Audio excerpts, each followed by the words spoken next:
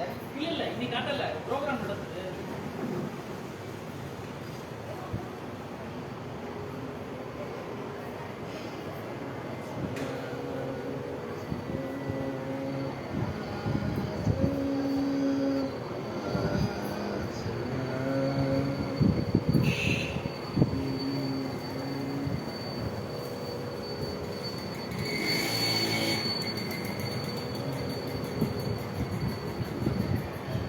श्रीमद्वेदान्तरामानुजयति कृपया रङ्गिणीन्यस्तपादौ तत्सम्प्राप्तागमान्त विजयमनुगणं शिष्टता पूर्णमग्र्यं श्रेष्ठ श्रीरङ्गरामानुजमुनिकरुणा लब्धमोक्षाश्रमन्तं सत्त्वस्थं श्रीवराघं यदि वरमनघं देशिकं संशयामि।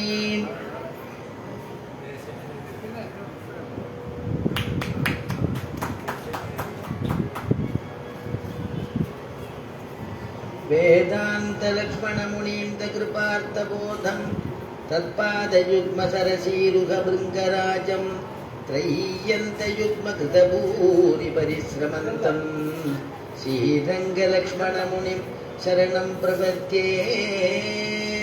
श्रीमान् वेङ्कटनाथार्यः कवितार्किककेसरी वेदान्ताचार्यवर्यो मे सन्निधत्तां सदा कृती। दिशन्तु मे देव सदा त्वदीयाः दयातरङ्गानुचरा कटाक्षाः श्रोत्रेषु पुंसाममृतं चरन्तीं सरस्वतीं संसृत कामधेनुं त्वत्प्रेयसश्रवणयोगो अमृतायमानां तुल्यां त्वदीयमणिनूपुर सिञ्चितानां गोदे त्वमेव जननि त्वदभीष्टवार्हां वाचं प्रसन्नमधुरां मम संविदेहि।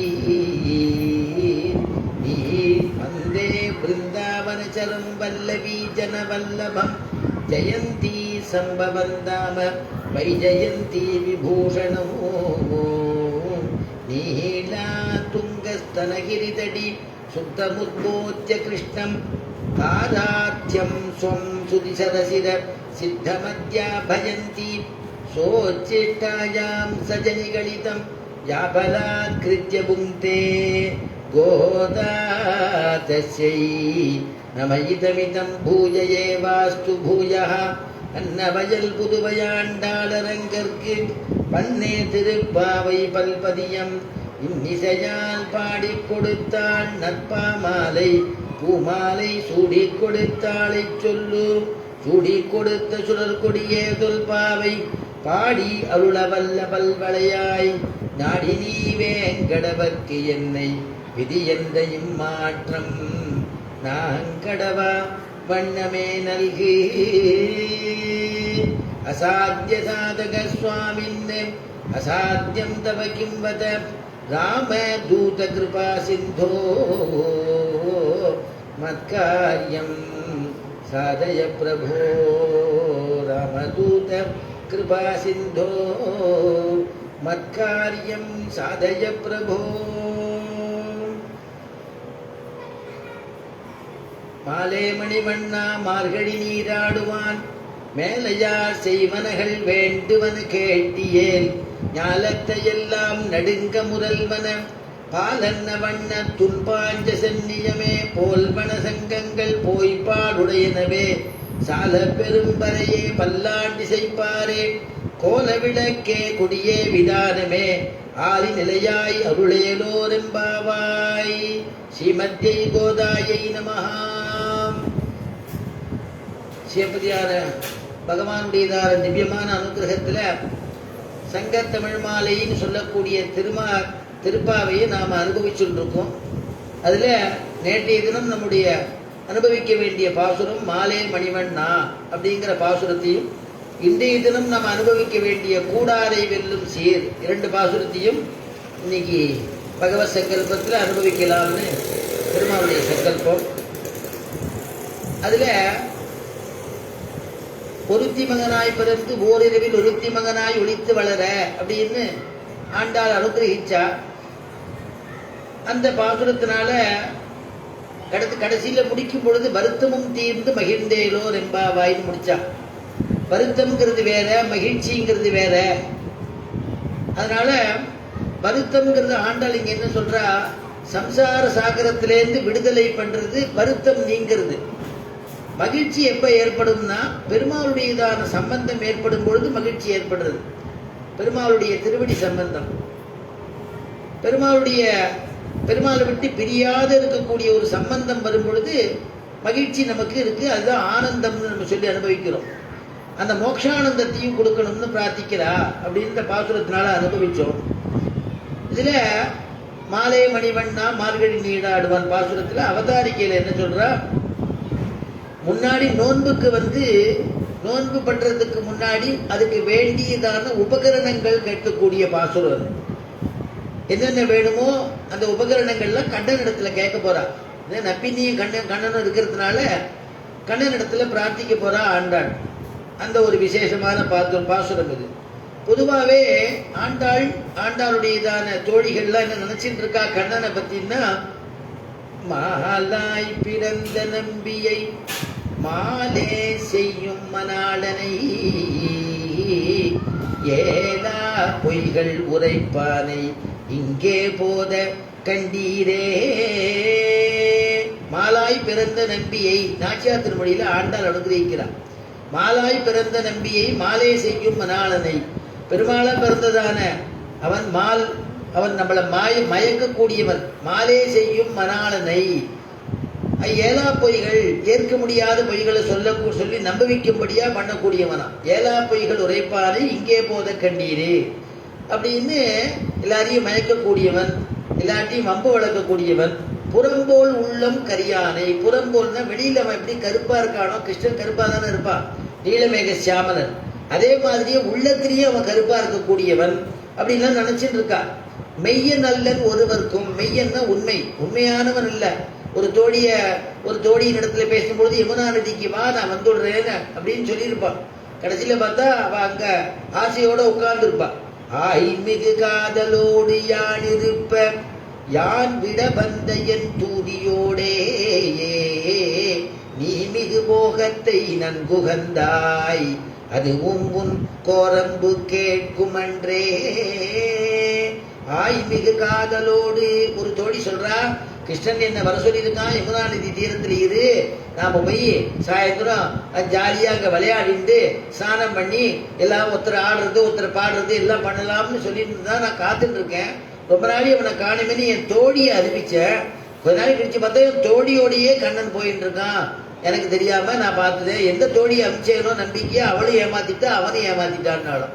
ஆய்மிகு காதலோடு யார் இருப்ப, அவன்கிட்ட காதல் கொண்டு நான் காத்துட்டு இருக்கக்கூடிய தருணத்துல, அதனால இவனை காணுமேங்கிறதுனால யான் விட வந்த என் தூதியோடே நீ மிகு போகத்தை நன்குகந்தாய் அதுவும் உன் கோரம்பு கேட்கும் அன்றே அப்படின்னு அனுபவிச்சா இல்லையா. அதனால அப்படி எல்லாம் நினைச்சிருக்காளாம். கடியன் கொடியன் நெடியமால், அவன் கொடியன் நெடியமால் அப்படி எல்லாம் கண்ணனை பத்தி நினைச்சிட்டு இருக்கா. ஆனா கிட்டக்க போய் கண்ணனை பார்த்துட்டா, அவனுடைய திவ்யமான திருமேனியை சேவிச்சுட்டு, ஆகா இந்த கண்ணன் இப்படி அன்பே உருவாயிருக்கானே அப்படின்னு அந்த கண்ணன் இடத்துல மயங்கராளாம் ஆண்டாள். அதனாலதான் பாசுரம் ஆரம்பிக்கச்சேயே மாலே அப்படின்னு ஆரம்பிக்கிறான். மாலே அப்படிங்கிறதுனால என்ன அர்த்தம்னா ஆசித வியாமோகமுடையவன் அர்த்தம். மாலே மணிவண்ணா மார்கழி நீராடுவான் மாலே மணிவண்ணா. மாலேன்னா ஆசிரித வியாமோகம் உடையவன். யார் அவனை ஆசிரிக்கிறாளோ அவனிடத்துல வியாமோகம் உடையவன், பக்தாதிகள் இடத்துல வியாமோகம் உடையவன் அப்படின்னு அனுபவிக்கிறான். அதனால இங்க வியாக்கியானத்துல சொல்றா, எங்களுடைய அன்பானது எங்களுடைய அன்பானது எங்களை எழுப்பி பஞ்ச உஷக்காலத்துல எழுப்பி உனக்காக நோன்பு நோக்கும்படியாக பண்ணித்து கிருஷ்ணா. ஆனா உன்னுடைய அன்பானது நீ படுக்கையில் இருந்தபடியே எழ முடியாமல் இருக்கிறது. என்ன படுக்கையிலிருந்து எழக்கூட முடியல. அந்த அத்தனை கோபிகையிலையும் நினைச்சிட்டு இவெல்லாம் அப்படி இருக்காளேன்னு கண்ணன் அப்படி வருத்தப்பட்டுட்டே படுத்துட்டு இருக்கானா. அந்த கண்ணனுக்கு கோபியின் இடத்துல வாத்சல்யம், எல்லா தோழிகள் இடத்துலலாம் வாத்சல்யம். அதனால எழக்கூட முடியாதபடி இப்படி பிரேமையோட படுத்துட்டு இருக்கியே, நாங்களாவது எழுந்து பஞ்ச உஷற்காலத்துல நோம்பு நோக்கணும்னு புறப்பட்டுட்டோம். உன்னிடத்துல அன்பு எங்களை விட அன்பு, உன்னுடைய அன்பு ஜாஸ்தியா இருக்குன்னு சொல்ல வர ஆண்டாள். அதனால சுவாமி நம்மாழ்வார் சாதிக்கிறார், இந்த ஆசிரித வியாமோகம் அப்படின்னா பெருமாள்கிட்ட நம்ம கேட்டுக்கணும். இத்தனை காலம் நான் ஏதோ பொழுது போக்கிட்டேன் பிரபோ, இப்ப நான் உன் திருவடிவாரத்துக்கு வந்துட்டே என்னை ரட்சிக்கணும்னு பிரார்த்திச்சுக்கணும். அப்படிதான் திருமங்கை ஆழ்வார் பிரார்த்திச்சுட்டார் இல்லையா? ஆவியே அமுதே என நினைந்து உருகி அவரவர் பனை முளை துணையா, ஆவியே அமுதே என நினைந்து உருகி அவரவர் பனை முளை துணையா, பாவியேன் உணராது எத்தனை பகலும் பழுது போய் ஒழிந்தன நாள்கள். ஆவியே அமுதே, திருமங்கை ஆழ்வார் சாதிக்கிறாராம், பெருமாள் மேல வச்சிருக்கக்கூடிய அன்பை, வைக்க வேண்டிய அன்பை வேற யாரிடத்துலயோ நான் வச்சுட்டேன். அந்த ஸ்திரீயை பார்த்து, அந்த பெண்ணை பார்த்து ஆவியே அமுதே என நினைந்து உருகி அவரவர் பனைமுளை துணையா, இப்படி நான் காலத்தை போக்கிட்டேங்கிற. பாவியேன் உணராது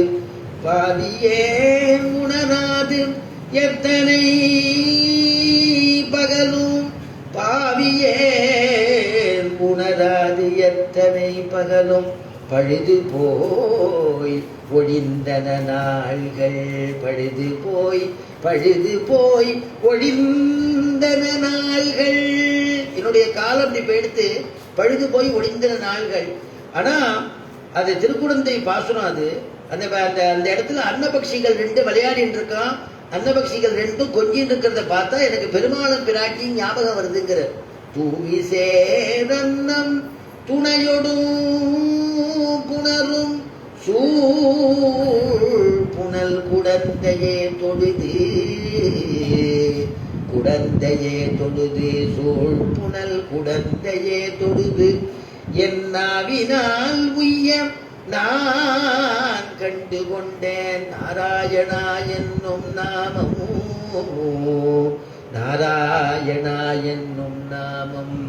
நாவினால் உய்ய, என்னுடைய நாக்குனால நான் உய்யும்படியா அந்த நாராயண நாமத்தை கண்டு கொண்டேங்கிற திருமங்கை ஆழ்வார்.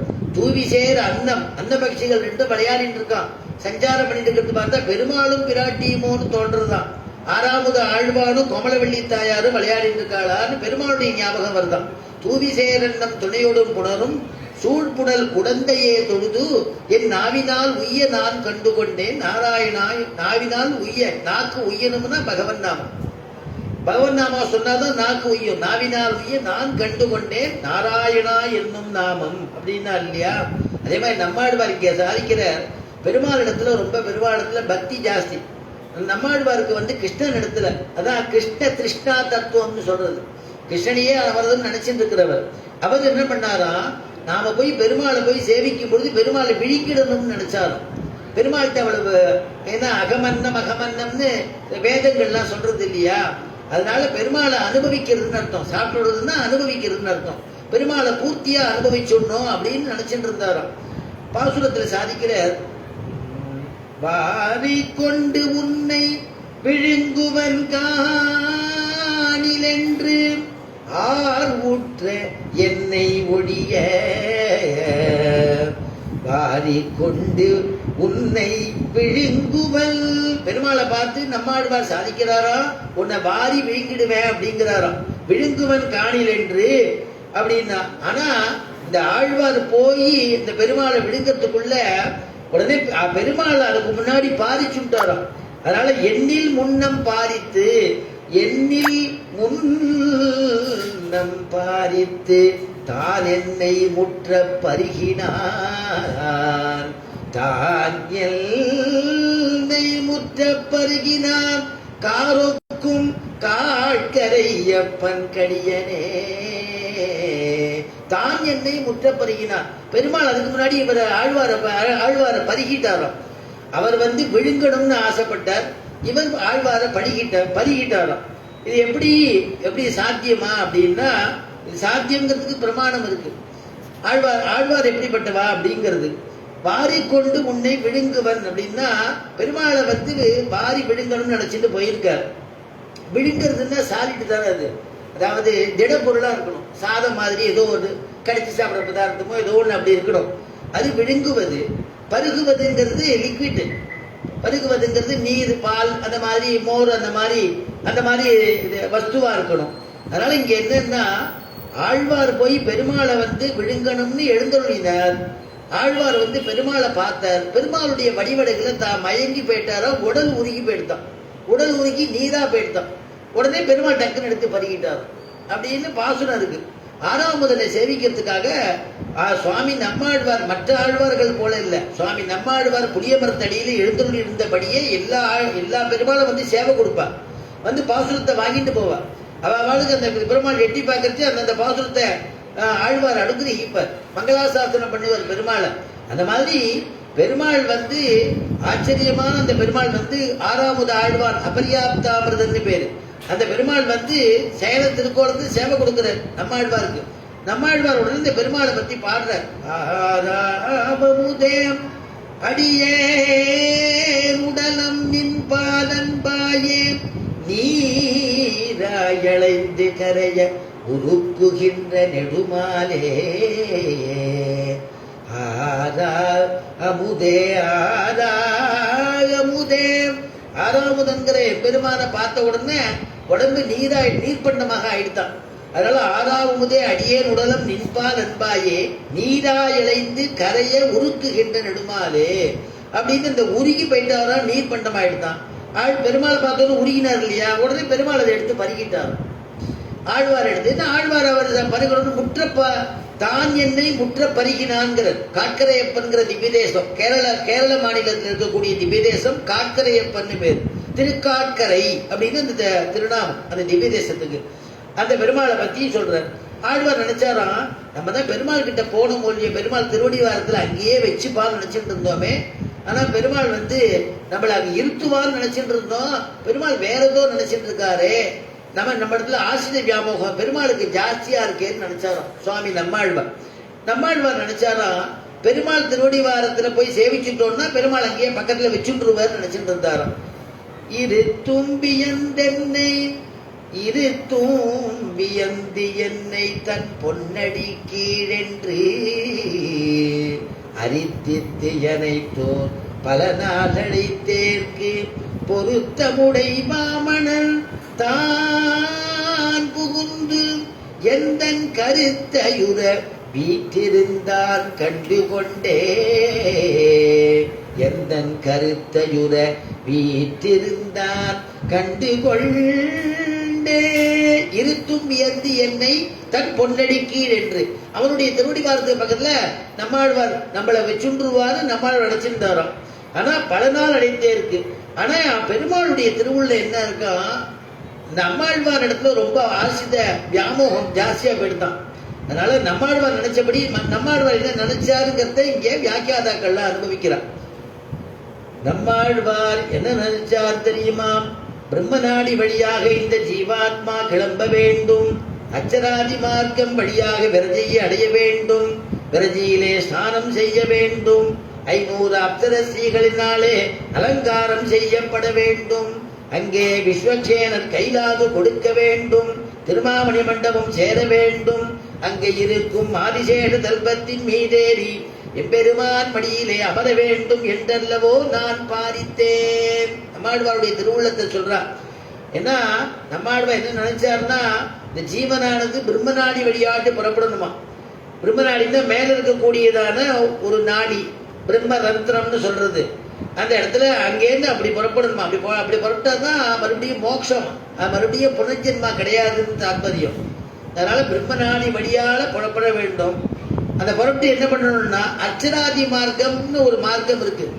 பெருமாளை சரணாகதி பண்ணிட்டவாளுக்கு அந்த மார்க்கம் வழியாட்டு போகணுமா. அச்சராதி மார்க்கம் வழியாக செல்ல வேண்டும். போய் என்ன பண்ணணும்னா விரஜியை அடையணுமா. விரஜையில ஸ்நானம் பண்ணணுமா. ஸ்நானம் பண்ணி எழுந்த உடனே அப்ராகிருதமான திவ்ய திருமேனியை பெருமாள் அனுகிரகிப்பார். அதுக்கப்புறம் விஸ்வக்சேனர் கைலாகு கொடுக்கணுமா. விஸ்வக்சேனர் கைலாகு கொடுத்து கரை மேல ஏற்றி அவர் திருமாவணி மண்டபத்துக்கு அழைச்சின்னு போகணுமா. திருமாவணி மண்டபத்துல ஆதிசேஷ தல்பத்துல மேலே ஏறணுமா. அங்கே இருக்கக்கூடிய வீட்டிருக்க பெருமானுடைய மடியிலே அமர வேண்டும் என்றல்லவோ நான் பாரித்தேன் அப்படின்னு நம்மாழ்வாருடைய திருவுள்ளத்தை சொல்றாங்க. ஆனா ஆனா பெருமாள் என்ன நினைச்சாருங்கிறத சொல்றா. ஆனால் அவனோ சீவை குண்டத்தை விட்டு பூலோகம் வர வேண்டும், தாமரபரணியை கிட்ட வேண்டும், தாமரபரணியை தாண்ட வேண்டும், ஆழ்வார் திருநகரியை அடைய வேண்டும், அங்கே இருக்கும் புளிய மரத்தடியை சேர வேண்டும், அங்கே இருக்கும் ஆழ்வார் மடியிலே அமர வேண்டும் என்றல்லவோ அவன் பாரிக்கிறான். எப்படி கருணை பாருங்க. பெருமாள்கிட்ட போய் இருந்து அங்கே இருந்துடலாம்னு நினைச்சிட்டு இவர் ஆழ்வார் புறப்பட்டு போறார். ஆனா பெருமாள் என்ன பண்ணினாரா, ஆழ்வார் அங்க போய் பார்க்கச்சே பார்த்தா பெருமாள் அங்கேருந்து கிளம்பிட்டு இருக்காராம். சீவை குண்டத்தை விட்டு புறப்பட வேண்டும். எப்ப பார்த்தாலும் சாமகானம் கேட்டுட்டு இருக்கு. எல்லாரும் அப்படியே சதா பஷ்யந்தி சூரியகான்னு பார்த்துட்டு இருக்கா. அவளை பார்த்துட்டே இருக்கக்கூடியவா. பெருமாளுக்கு உற்சவங்கள்லாம் கொண்டாடினா சந்தோஷமா இருக்கும். எத்தனை பக்தாதிகளை ரங்கநாதன் பார்க்கிறார். நித்தியப்படி அத்தனை பக்தாதிகளுக்கு அனுகிரகம் பண்றாரு இல்லையா. அப்படி திரும்பி உள்ள போறச்சே அவருக்கே உள்ள போனமேன்னு தோன்றது. பக்தாதிகளோட பேரை விட்டுட்டு உள்ள போனமே, அவ உள்ள கொண்டு போய் அது எழுந்துள்ள பண்ண போறாளேன்னு நமக்கு தோன்றது. ஆனா அப்படிப்பட்டு நம்ம பிரிய முடியாம ரங்கநாதர் பிரிஞ்சு மறுபடியும் வெளியில வர அவதாரத்துக்காக உற்சவத்தை கொண்டாடுறா இல்லையா. அதனால அவர் சீவை குண்டத்திலிருந்து பாகவதால விட்டு பெருமாளுக்கு எடுக்க முடியலையா. சீவை குண்டத்திலிருந்து புறப்பட வேண்டும், தாமிரபரணியை அங்கிருந்து என்னன்னா ஆச்சரியமாக பூலோகத்துக்கு வந்துடணுமா. முதல்ல பூலோகம் அதுக்கப்புறமா தாமிரபரணியை கிட்ட வேண்டும். தாமிரபரணின்னு பாகவதத்திலையும் சொல்றா, ராமாயணத்திலேயே வருது. தாமிரபரணியை கிட்ட வேண்டும், தாமிரபரணியை தாண்ட வேண்டும், ஆழ்வார் திருநகரியை அடைய வேண்டும், அங்குள்ள புளிய மரத்தடிக்கு சேர வேண்டும், அந்த புளிய மரத்தடியிலே எழுந்தருளிருக்கக்கூடிய ஆழ்வார் மடியிலே அமர வேண்டும் என்றல்லவோ அவன் பாரிக்கிறான். அதான் ஆசிரித வியாமோகம். தன்னை ஆசிரிச்சவாள் இடத்துல ரொம்ப பரம காருண்யமா பெருமாளுக்கு அதை இந்த பாசுரத்தினால நமக்கு புரியும்படியா பண்றார். ராமாவதாரம் அப்படின்னா, ராமாவதாரத்துல என்னன்னா சரணாகத வாத்சல்யம். சரணாகதர் இடத்துல வாத்சல்யத்தை பார்க்கலாம். அன்னைக்கே சரணாகதி பண்ணிவிட்டான் சுக்ரீவன். இவெல்லாம் சேர்ந்து போய் அங்க போய் சமுத்திரத்தை சேது பாலம் கட்டி தாண்டி போனதுக்கு அப்புறம் இவருடைய அனுமதி இல்லாமலே சுக்ரீவன் போனான்னு சொன்னோம் இல்லையா. சுக்ரீவன் போய் ராவணனை போய் கடிச்சு கொதறி சேட்டை எல்லாம் பண்ணி அவன் கிரீடத்தை தள்ளி விட்டு அப்புறம் ஓடி ராமனிடத்துல நின்றார். அப்ப ராமன் கோச்சின்றாராம் சுக்ரீவனை பார்த்து, கிம் காரியம் சீதையா மம. அப்பா நீ உனக்கு ஏதாவது ஒண்ணு ஆயிருந்ததுன்னா எனக்கு சீதை கிடைச்சி என்ன பிரயோஜனம்னார். அப்ப சுக்ரீவன் இடத்துல அவ்வளவு வாத்சல்யம், சரணாகத வாத்சல்யம் நிறைய பார்க்கலாம். அதே கிருஷ்ணாவதாரத்துல பார்த்தேன்னா ஆசிரித வியாமோகம். ஆண்டாள் சொல்றாங்க மாலேங்கிற பதத்தினால அன்பே வடிவமே, அன்பே வடிவா இருக்கக்கூடியவரேன்னு சொல்றான். உடனே கிருஷ்ணன் கேட்டான், அன்பே வடிவானவன் சொல்றியே,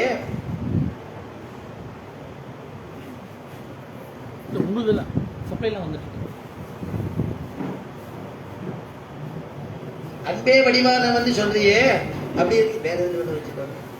அன்பே வடிவானவன் சொல்றியே, எதை வச்சு நீ சொல்ற அன்பே வடிவானவன் அப்படின்னு கேட்கிறான். கேட்ட உடனே அன்பே வடிவானவன் கேட்ட உடனே அதுக்கு சொல்றா, அதுக்கு ஆண்டாள் சொல்றா,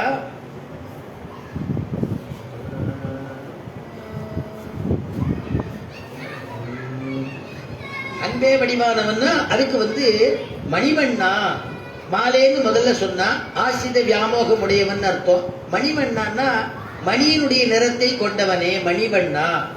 நிறத்துல மட்டும் இல்ல குணத்தினாலேயுமா. பெருமாளுக்கும் மணிக்கும் நம்முடைய வியாக்கியாதாக்கள் ஒரு ஒத்துமையை காமிக்கிறார். பெருமாள் எப்படி, அந்த மணி என்ன சம்பந்தம் அப்படின்னு. ரத்தனம் மணின்னா சம்ஸ்கிருதத்துல ரத்தனம்னு பேரு. அப்ப ரத்தனம் என்னன்னா ரொம்ப விலை மதிக்க முடியாத உயர்ந்தது ரத்தனம். சக்தி இருந்தா தான் வாங்கி போட்டுக்க முடியும் ரத்னத்தை. இப்ப ரங்கநாதனுடைய திருவாபரணம் எல்லாம் எந்த ராஜாக்கள் எப்ப பண்ணினோ தெரியாது. அதனால அவ்வளவு பாதுகாப்பா வச்சு சாத்தி கொண்டு போய் ஒரு நாள் சாத்தின திருவாபரணம் மற்றொரு நாள் கிடையாது. அப்படி நம்பெருமாள் சாத்திக்கிறான். அவ்வளவு விலை உயர்ந்த ரத்தினங்கள்லாம் இருக்கு. அதே மாதிரி இந்த பெருமாள் எப்பேற்பட்டவன், அவனுடையதான பவுசு, அவனுடைய யோக்கியதை எவ்வளவுன்னா விலை மதிக்க முடியாது பெருமாள். அப்படிங்கிறதுனால ரத்னத்துக்கு அதுக்கும் ஒரு சம்பந்தம். ரத்னத்தை வந்து ரத்னம் யார்கிட்ட இருக்கோ எல்லாரும் அவரை சுத்தி சுத்தி மக்கள்லாம் சுத்தி சுத்தி வருவா, அவளை மதிப்பா, புகழுவா, அவளை சேவிப்பா, தொழுவா. இது என்ன அவரை ரத்னம் அவள்கிட்ட இருக்கு, ஏதாவது நமக்கு உபகரிப்பாளோங்கிற எண்ணத்துல அவ எல்லாம் பண்ணுவா. பெருமாள் வந்து என்னன்னா, பெருமாள் வந்து ஒரு ரத்னம். பெருமாளை யார் வச்சுட்டு இருப்பான்னா, வையகத்தாறு மதியாரேன்னு ஆண்டாள் ஒரு வார்த்தை சொன்னார். என்னை பிரிஞ்சு நீ இருக்க, நீ என்னை வந்து பாணிக்கிரகணம் பண்ணிக்கலையானால் வையகத்தார் அப்படின்னா வையகத்தார், வையகத்தில் இருக்கக்கூடியவா உன்னை மதிக்க மாட்டான்னு ஒரு அர்த்தம். வை அகத்தார்னா அகத்தில் வைக்கக்கூடிய ஞானிகளும் உன்னை மதிக்க மாட்டாங்கிற ஆண்டாள். ஏன்னா நீ என்னை வந்து கைவிட்டுடக்கூடாது, நான் விலக தாபத்தோட இருக்கேன், என்னை வந்து கைப்பற்று அப்படின்னு ஆண்டாள்க பிரார்த்திக்கிறான். அதனால இங்க முனிவர்கள், ஞானிகள், பாகவதர்கள்லாம் மதிப்பா, பெருமாள் திருவடியில விழுவா. ஏன்னா பெருமாளுடைய அருமை தெரிஞ்சவா அப்படிங்கிறதுனால. ரத்னம் வந்து வியாபாரிகளுக்கு வந்து கிடைக்கணும், ரத்னத்தை நினைச்சு நல்ல ரத்னமா கிடைக்கணுமேனு தூக்கம் வராது. ஆனா கிடைச்சதுக்கு அப்புறம் அதை பாதுகாக்கணுமே, யாரும் திருடாம இருக்கணுமேனு தூக்கம் வராது. அதே மாதிரி மகான்களுக்கும் பகவானை சேவிக்கணும், பகவானை நம்ம தியானத்துல கொண்டு வரணுமே, பகவானை யோகத்துல பார்க்கணுமேன்னு அதனால தூக்கம் வராது. பார்த்த பிறகு என்னன்னா அவரை விட்டு பிரிய முடியாது, அந்த ஆனந்தத்தால தூக்கம் வராது. அதனால ரத்னத்துக்கு அதுக்கும் ஒரு எல்லையின்றி ரத்னம் நமக்கு லாபத்தை கொடுக்கும். பகவான் எல்லை இல்லாத கருணை பொழியக்கூடியவன், தன்னடியாருக்கு அவ்வளவு கருணை பொழியக்கூடியவன் எம்பெருமான். ரத்னமும் யாரிடமும் தான் பண்ண உபகாரத்தையும் எதுவும் சொல்லாது. பெருமாளும் சொல்லியே காமிக்க மாட்டான், நான் அவனுக்கு அந்த உபகாரம் பண்ணேனே, என்ன இன்னைக்கு அவன் மதிக்கலையே அப்படின்னு பெருமாள் சொல்லி காமிக்க மாட்டான். அப்படிப்பட்டவர் அவன். ரத்னம் எங்க கிடைக்கும்? மலையில இருக்கும், கடல்ல இருக்கும். அதே மாதிரி பெருமாளும் மலையில இருப்பார், திருமலையில இருப்பார், திருமலையில கிடைப்பார் பெருமாள். திருமாலிருஞ்சோலை மலையில இருப்பார். கடல்ல இருப்பார் அப்படின்னா திருப்பார் கடல்ல இருப்பார். அங்கதான் அந்த ரத்னம் கிடைக்கும். பெருமாள்ங்கிற ரத்தம் கோபால ரத்னம், கோபால ரத்னம் அங்கதான் கிடைப்பார். அது வந்து ரத்னம் வந்து ஜொலிக்கிறதுனால பெருமை, அந்த ஜொலிப்புனால பெருமை ரத்னத்துக்கு. பெருமாளுக்கு எப்படின்னா பிராட்டி சீவக வக்ஷஸ்தலத்துல இருக்கிறதுனால பெருமாளுக்கு தேஜஸ் கூடிடுமா, அதனால பெருமையா. ஏன்னா நாகப்பட்டினம் பாசுரத்தில் சொல்லும் பொழுது பொன்னிவர் மேனி மரதகத்தின் பொங்கிலம் சோதி அகலத்து ஆரம்பின் அப்படிங்கிறார். அவ பெருமாளுடைய திருமேனியே பொன் போன்றதான். ஏன் அப்படி ஆச்சுன்னா, தாயார் வந்து அமர்ந்தாளே, ஹிரண்யவர்ணாம் ஹரிணீம் சுவர்ண ரஜத ஸ்ரஜாம். ஹிரண்யவர்ணாம் பொன்கலல்ல இருக்கக்கூடியவ வந்து பக்ஷஸ்தலத்துல அமர்ந்துட்டதுனால அவருடைய திருமேனி பூர்த்தியா சொர்ணமா இருக்கான். பொன்னிவர் மேனி மரதகத்தின் அப்படின்னு திருமங்கையாழ்வாருடைய மங்களாசாசனம் அந்த பெருமாளுக்கு. அப்படி ஒரு ஜொலிப்பு. ரத்னத்தை வந்து தரகர் மூலமா வாங்கணும், அப்பதான் நல்ல ரத்னமா என்னன்னு தெரிஞ்சு வாங்கலாம். ஆனா அதே மாதிரி பெருமாளை ஆச்சாரியன் மூலமா பெருமாள் ஆச்சாரியன் நமக்கு காமிக்கணுமா. இந்த பெருமாள் அப்படிங்கிறது நமக்கு ஆச்சாரியன் தரகர் மாதிரி. அவர் தான் நல்ல சாஸ்வதமான பெருமாளை மறுபடியும் நமக்கு வந்து பிறப்பில்லாத பெருமாளை காண்பிக்க கூடியவா ஒரு திறமை ஆச்சாரியாளுக்கு தான் இருக்கு. அதனால ஆச்சாரியன் மூலமா பெருமாளை அடையணும் அப்படின்னு நிறைய சொல்றது. ரத்னம் வந்து மதிப்பு இவ்வளவு அப்படின்னு மதிப்பு தெரிஞ்சவன் நல்ல மதிப்பு கொடுத்து வாங்குறான், விற்கிறான். அதே மாதிரி பெருமாளுடைய அருமை பெருமை தெரிஞ்சவன் பெருமாளை விடமாட்டான். இப்படி பலவிதமான வித்தியாசங்களை இங்க சொல்றா. சாரபூதமான அர்த்தம்னு சொல்லும் பொழுது என்னன்னா, உயர்ந்த ரத்தனமா இருந்தாலும் அந்த ரத்னத்தை ஒரு புடவையில ஒரு நுனியில தலப்புல போட்டு முடிச்சுடலாம்.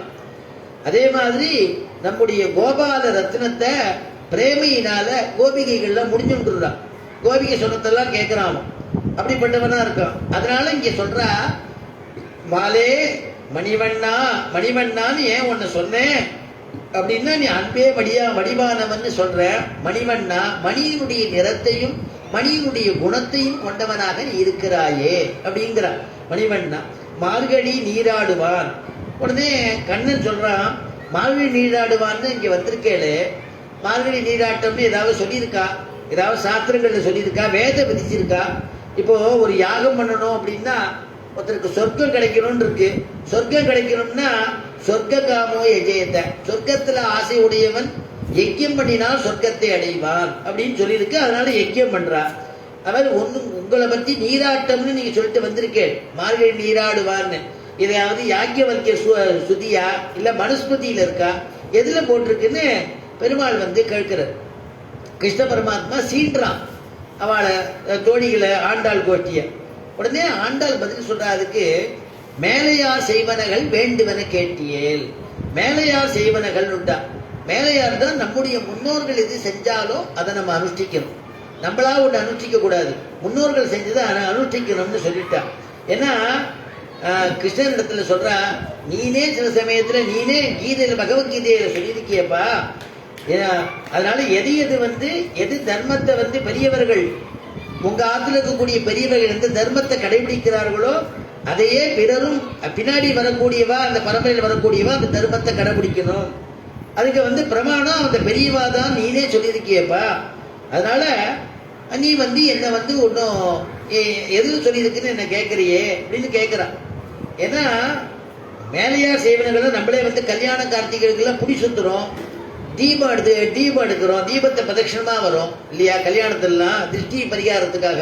அதெல்லாம் எதுவும் சடங்குன்னு பேர், அதுக்கு பேரு. ஆனா அது சாஸ்திரத்துல சொல்லலையே. சடங்குன்னு சம்பிரதாயம்னு சொல்றது. சடங்கு சம்பிரதாயம், அதுலயே சம்பிரதாயம் மாறும். சில ஆத்துல மங்களகரமா ஒரே ஒரு சாதம் தான் சொல்லுவா, மஞ்ச சாதம் மட்டும்தான் எங்களுக்கு வழக்கம்பா. சில பேர் சேப்பு சாதம் மட்டும்தான் வழக்கம்பா. சில பேர் எங்களுக்கு 3 சாதமும் உண்டு, மஞ்சள் வெள்ளை சிகப்பு உண்டும்பா. அதே மாதிரி காரடைய நோம்புன்னு ஒண்ணு பண்றோம், அது சாஸ்திரத்துல இல்லை.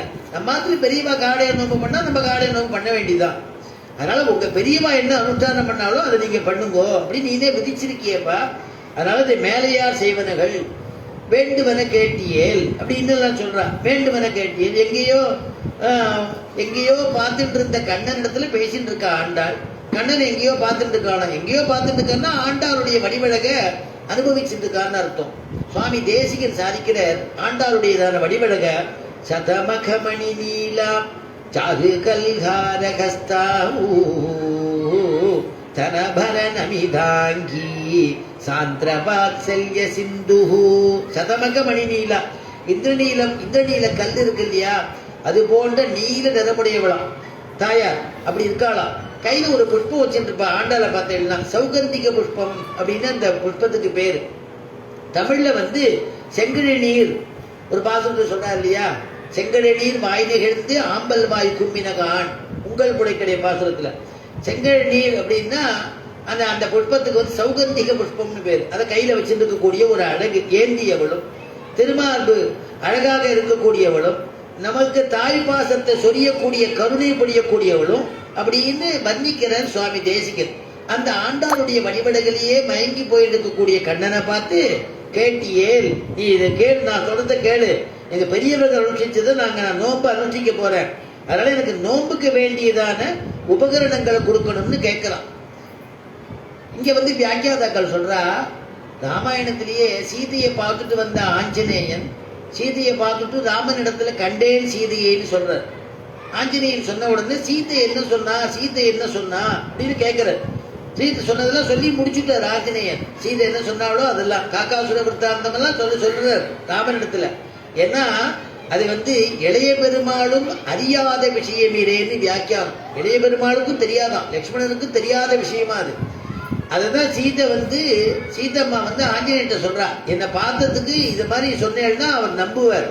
எனக்கும் அவருக்கு மட்டும் நடந்த விற்த்தாந்தம் அது, காக்காசுர விற்த்தாந்தம் வேற யாருக்கும் தெரியாதுங்கிற ரகசியத்தை ஆஞ்சநேயன்ட்ட சொல்றா. ஆஞ்சநேயன் சொல்லி முடிச்சுட்டார். இன்னும் வேற என்ன சொன்னா, இன்னும் அவ அழகா பேசவளாச்சே, இன்னும் அவ என்ன சொன்னான்னு கேட்கிறாரா ராமன். மதுரா லாபா கிமாகம் மமபாமினி, வேற என்ன சொன்னா அவ அழகா பேசக்கூடியவளாச்சே அப்படின்னு கேட்கிறாளாம். அப்படி சீதம்மாக்கே அப்படி கேட்டவளுக்கு ஆண்டாள் நேர எழுந்தருளி இருந்து, நான் பேசுறத நீங்க கேட்க கூடாதா, நீங்க எங்கேயோ பார்த்துட்டு இருக்கியப்பா, கேட்டியேல், இங்க பாரு, என்ன கவனி அப்படின்னு சொல்றாளாம். வேண்டுவன கேட்டியேல் அப்படின்னு. சரி, எனக்கு நோன்புக்கு வேணுங்கிற உபகரணங்கள்லாம் எனக்கு கொடுக்கணும்னு கண்ணன் இடத்துல கேட்கிறாள். உடனே கண்ணன் சொல்றா, சரி என்ன வேணும்னு சொல்லு. ஞானத்தை எல்லாம் நடுங்க முதல்வன, ஞானத்தை எல்லாம் நடுங்க முதல்வன, ஞானத்தை எல்லாம் நடுங்க முதல்வன, பாலன்னவழ்நத்துள் பாஞ்ச சந்நியமே.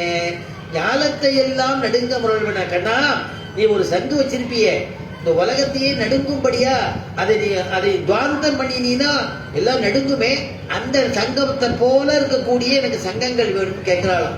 ஞானத்தை எல்லாம் நடுங்க முரல்வன அதை சொல்லு. அந்த சங்கம் எப்படி தெரியுமா இருக்கும்? பாலன்ன வண்ணம், பால் எப்படி இருக்கு வெள்ளை வெள்ளேர்னு, அந்த மாதிரி பளிச்சு பளிச்சுன்னு கண்ணு கூசும்படியா வெளுப்பு தெரியுமா, அந்த மாதிரி சங்கங்கள் வச்சிருக்கியே, எனக்கு அந்த சங்கத்தை கொடு. பாலன்ன வண்ண துல்பாஞ்சு அது வேணும். போல்வன சங்கங்கள், அது போல்வனா பாஞ்சஜல்யம் போல்வன சங்கங்கள் அது வேணும். போய்ப்பாடுடையனவே. அப்புறம் பெரும் பறை வச்சிருப்பேன் இல்லையா, சால பெரும்பறை, எனக்கு ஒரு பறை வேணும். ஏன்னா நாங்க ஒரு கோட்டியா போனோம்னா அந்த பறையின ட்ரம் பேரிக்கைன்னு சொல்றது, அதை நாங்க கொட்டிகிட்டே போனோம்னா எனக்கு வழி விடுவா, எல்லாரும் நாங்க வந்துட்டு இருக்கோம்னு தெரியும். அதனால சால பெரும்பறையே. அப்புறம் எங்களுக்கு சொத்தி வாசனம் சொல்றதுக்கு பல்லாண்டு பாடுறதுக்கு மனுஷா வேணும், ஸ்ரீ வைஷ்ணவாள் வேணும்.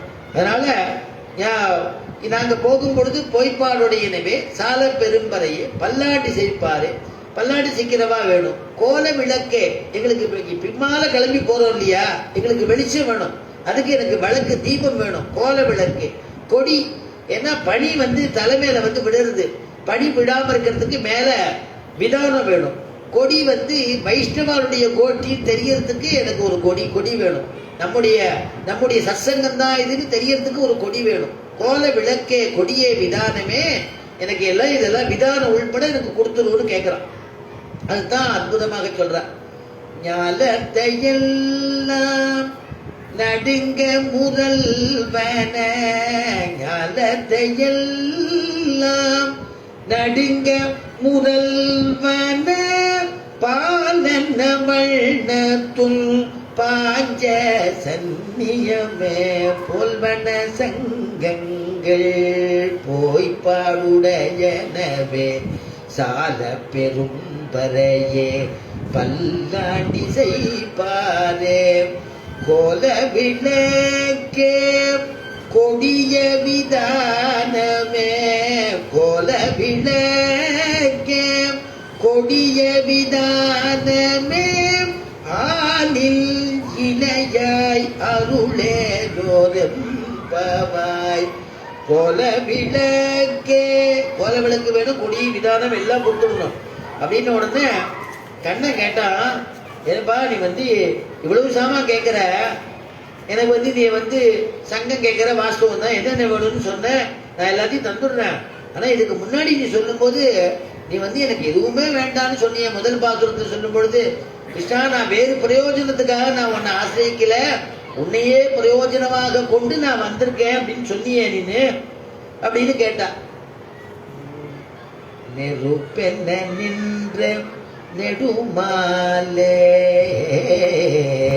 நெருப்பென்ன நின்ற நெடுமாலே, நெருப்பென்ன நின்ற நெடுமாலே, உன்னை அரித்தித்து வந்தோம் பறை தரி தீயாகி.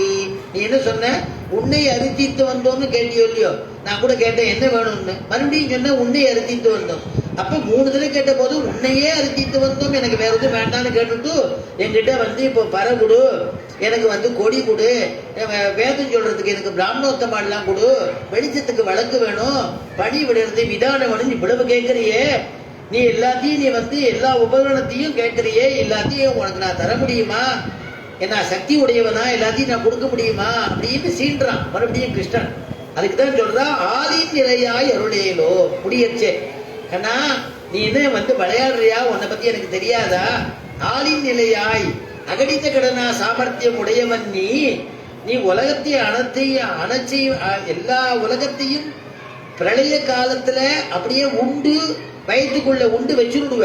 சிருஷ்டி பண்ணும் பொழுது திருப்பி அப்படியே சிருஷ்டி பண்றியே. அதான் திருமங்கை அனுபவிக்கிற மஞ்சாடு வரையேறும் கடல்களேறும் வானகமும் மண்ணகமும் மற்றுமெல்லாம்,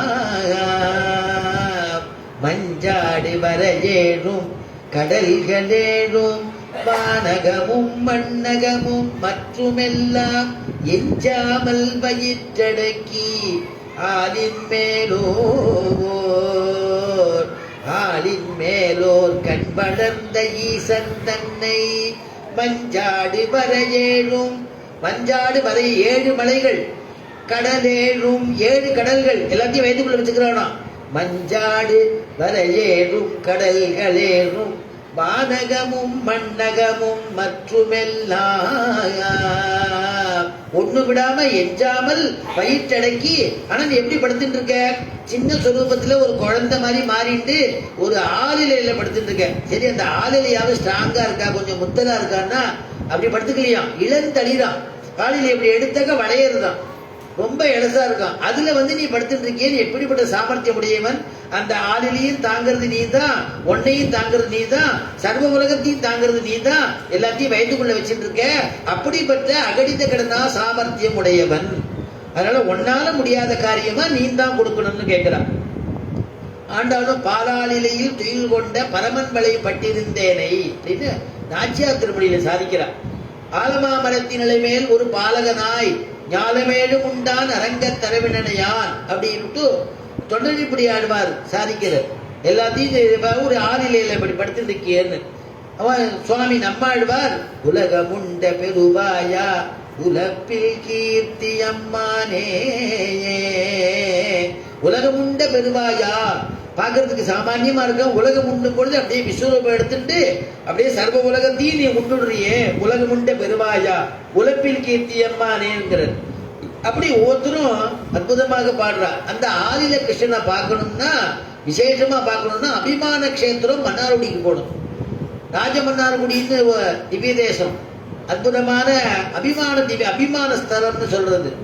அது மன்னார்குடி எப்படி அதுக்கு பக்கத்துல வடுவூர்னு இருக்கு. சக்கரவர்த்தி திருமணம் எழுந்துள்ளி இருக்கார். அது தட்சிண அயோத்தின்னு சொல்றது, இது தட்சிண துவாரகைன்னு சொல்றது. ஆச்சரியமான ஜம்பகாருண்ய கஷேத்திரம் அப்படின்னு பேரு ராஜகோபாலனுக்கு. அந்த பெருமாளை போய் அவ சேவிச்சு விட்டா அவ என்ன பண்ணுவா, அந்த அர்ச்சகாள் இவ அங்க இருக்கிற கண்ணனையே நம்ம கையில தூக்கி கொடுத்துருவா. தூக்கி கொடுத்து ஆளிலையில இந்த கண்ணன் தான் கட்டவரல தன்னுடைய கால் கட்டவரல வாயில வச்சுட்டு இருக்கும். அழகா ஆளிலையில படுத்துட்டு இருக்கக்கூடிய வச்சுட்டு அப்படியே அவளும் கூட அப்படி கையை வச்சுட்டு பெருமாள் நினைச்சுக்கோ அப்படின்னு சத்சந்தான பிராப்திக்காக அது பண்றது. நல்ல குழந்தை ஆச்சந்திரார்க்கும் வம்ச அபிவிருத்தி அர்த்தம். நம்ம குடும்பத்துல ஒரு தலைமுறைக்கு அடுத்தது குழந்தை வேணும்னு நம்ம பிரார்த்திக்கணும்னா அந்த பெருமாள் இடத்துல இந்த கண்ணனை எழுந்துள்ள பண்ணிட்டா குழந்தை பிராப்தி. அதை கையில வச்சுட்டு கராதவிந்தே நபதாரவிந்தம் முகாரவிந்தே வினிவேசயந்தம் பட்டஸ்ய பத்ரஸ்ய குடேசயானம் பாலம் முகுந்தம் மனசா ஸ்மராமி அப்படின்னு அந்த பாலனா இருக்கக்கூடிய ஆளிலே கண்ணனை நம்ம கையில வச்சுட்டு தாளாட்டுவா அர்ச்சகாள். அதுக்கப்புறம் பெருமாள் யதாஸ்தானத்துக்கு எழுந்துள்ள பண்ணிடுவா. அந்த மாதிரி நிறைய பேருக்கு சத்சந்தான பிராப்தி எல்லாம் ஏற்பட்டிருக்கு. அப்படிப்பட்டதான கஷேத்திரம் 18 நாள் உற்சவம் அந்த ஊர்ல ராஜமன்னார்குடியில. அப்படிப்பட்டதான பெருமாள் அற்புதமான வடிவழகு உடையவன். அந்த பெருமாளுக்கு ஈடு வேறு பெருமாளே சொல்ல முடியாது, அப்படிப்பட்டது. அதே மாதிரி வடுவூர்ல ராமன், நம்ம ராமனை சேவிக்கணும், நம்ம நிக்கிற மாதிரியே இருந்து நம்மள மாதிரியே ஒரு குழந்தை மாதிரி நிற்பர், அவ்வளவு அழகு அந்த ராமன். அந்த மாதிரி இந்த கண்ணன் என்ன பண்றான், சீன்றான்.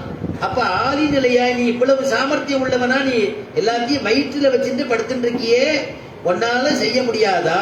ஆதி நிலையாய் அருளேலோ அப்படின்னு நீ எனக்கு இந்த உபகரணங்கள்லாம் கொடுத்தருள வேண்டும் அப்படின்னு பிரார்த்திக்க கூடியதான பாசுரம். அடுத்தது இந்திய பாசுரத்துக்கு வந்தாச்சு.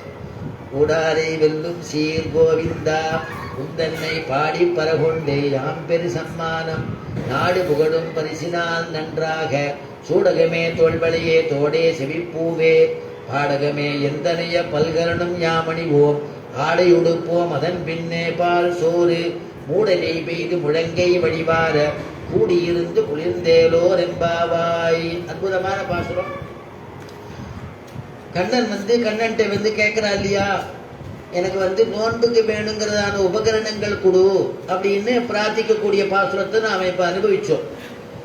அவ கொடுக்குறானா இல்லையா அப்படிங்கிறது நேற்று பாசுரமா இருந்ததுன்னா மறுநாள் தான் தெரிஞ்சிருக்கும் கண்ணன் என்ன பண்ண போறான்னு. 2 பாசுரம் ஒரே நாள் அனுபவிக்கிறதுனால இன்னைக்கு உடனே தெரிஞ்சு விடுறது. அவன் கொடுத்துடுறான், அவன் கொடுக்கிறேன்னுட்டான் கண்ணன். அதனால கண்ணன் சொல்லும் போது சொல்றான், எங்கிட்ட நீ கேட்கறது பாஞ்சஜன்யம்னு கேட்ட. நீ பாஞ்சஜன்யம்ங்கிறது ஒண்ணுதான் இருக்கு, அந்த சங்குக்கு ஈடு வேற இன்னொரு சங்கு கிடையாது. பஞ்சஜனங்கிறதான அசுரன் அன்னைக்கே அந்த கதை சொன்ன, அந்த குழந்தையை மீட்டு கொடுத்தான் இல்லையா சாந்திபினி மகரிஷிக்கு கிருஷ்ண பரமாத்மா. அந்த குழந்தை எங்க இருக்குன்னு கண்டுபிடிக்க போன பொழுது சமுத்திரத்துல இருந்தது. சமுத்திரராஜன்னு கேட்கிறான். அவன் இங்க ஒரு அசுரன் இருக்கான், அவன் பேர் பஞ்சஜனன்னு பேரு அப்படின்னு அவன் தான் வந்து விழுங்கிட்டான்னு சொன்னப்போ அவன்கிட்ட எங்கன்னு கேட்க போய் அவனோட யுத்தம் பண்ணி அவனுடைய தலையில சங்கு மாதிரி இருக்கும், அந்த சங்கை எடுத்தான் அந்த பஞ்சஜனன். அந்த பஞ்சஜனன் தான் சங்கை எடுத்துட்டு அதை ஊதிட்டு தான் மேலோகத்துக்கு போறான். அதனால பெருமாளுடைய திருக்கையில் இருக்கக்கூடிய சங்கத்துக்கு பாஞ்சஜன்யம் அப்படின்னு பேரு. அதனால பாஞ்சஜன்யங்கிறது ஒண்ணுதான் இருக்கு. கண்ணன் சொல்றான் அதை, பாஞ்சஜன்யங்கிறது ஒண்ணுதான் இருக்கு. நீ வந்து பாஞ்சஜன்யத்தை போல இருக்கக்கூடிய சங்கங்கள்லாம் அதுக்கு போல ஒரு சங்கம் கிடையாது என்கிட்ட, அது ஒண்ணுதான் இருக்கு. ஆனா அதை தவிர என்னிடத்துல 3 சங்கம் இருக்கு, அது நான் உனக்கு கொடுக்குறேன், எது கேட்டாலும் தரேன் அப்படின்னு ஆண்டாள் இடத்துல சொல்றான். என்னென்ன சங்குன்னா அழைக்கக்கூடிய சங்கு, அழைக்கும் சங்கு, விழிச்சங்குன்னு சொல்றோம் இல்லையா. அதனால விழின்னா விழித்தல்னா கூப்பிடுறது, நான் வந்து அழைக்கும் சங்கம் சொல்றேன், அவ்வளவுதான். அதனால விழிச்சங்கு அந்த சங்கு ஒண்ணு இருக்கு. யாரை விழிக்கக்கூடிய சங்கு அப்படின்னா இந்த சங்கு என்ன பண்ணுவானா, அவன் வந்து ஆச்சரியமா மாடு கண்டுகளை மேய்ச்சிட்டே போவான். மேய்ச்சிட்டே போய் காடுகளில் மேய விடுவான். மேய விட்டு வந்த உடனே அந்த சங்கநாதம் பண்ணினா சரி கிருஷ்ண பரப்பிட்டுட்டா நம்ம எல்லாம் கூப்பிடுறான்னு மாடு கண்ணுக்கு தெரியுமா, எல்லாம் அவன் இருக்கிற இடத்துக்கு ஓடி வந்துருமா. அதனால அப்படிப்பட்ட அழைக்கக்கூடிய விழிச்சங்கு ஒரு சங்கு இருக்கு. ஆழ்வாரே மங்களாசாசனம் பண்றார், ஆணிரை இனம் மீள குறித்த சங்கம் அப்படிங்கிறது. அதனால ஆணிரை இனத்தை மீள்வதற்காக அதுக்கு வந்து துவாந்தம் பண்ணக்கூடிய ஒரு சங்கருக்கு தர. இன்னொரு சங்கம் என்னன்னா தான் கிருஷ்ண பரமாத்மா வந்துட்டான்னு தெரியப்படுத்துறதுக்கு ஒரு சங்கு வச்சிருக்கானோ, தான் வந்தாச்சுங்கிறது தெரியப்படுத்துறதுக்கு ஒரு சங்கு வச்சிருக்கானோ, அந்த சங்கு தரேன்னா. அந்த சங்கை எப்ப பயன்படுத்தினா அப்படின்னா ருக்மணி அவதரிச்ச பொழுது பெருமாள் இடத்துல கண்ணன் இடத்துல ஆசைப்படுறா.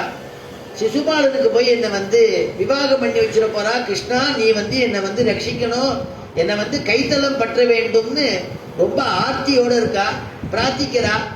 அப்ப எப்படி யார் மூலமா சொல்றதுன்னு பாக்குறா. ஒரு 7 ஸ்லோகங்களை சொல்லி எழுதி ஒரு பிராமணோத்தமர்கிட்ட, ஒரு வைதிகர் பிராமணோத்தம இடத்துல கொடுத்து நீங்க போய் கண்ணன் இடத்துல சொல்லுங்கிறா. கண்ணன் இடத்துல போய் சொல்றான், துவாரகையில போய் கண்ணன் இடத்துல போய் சொல்றான்.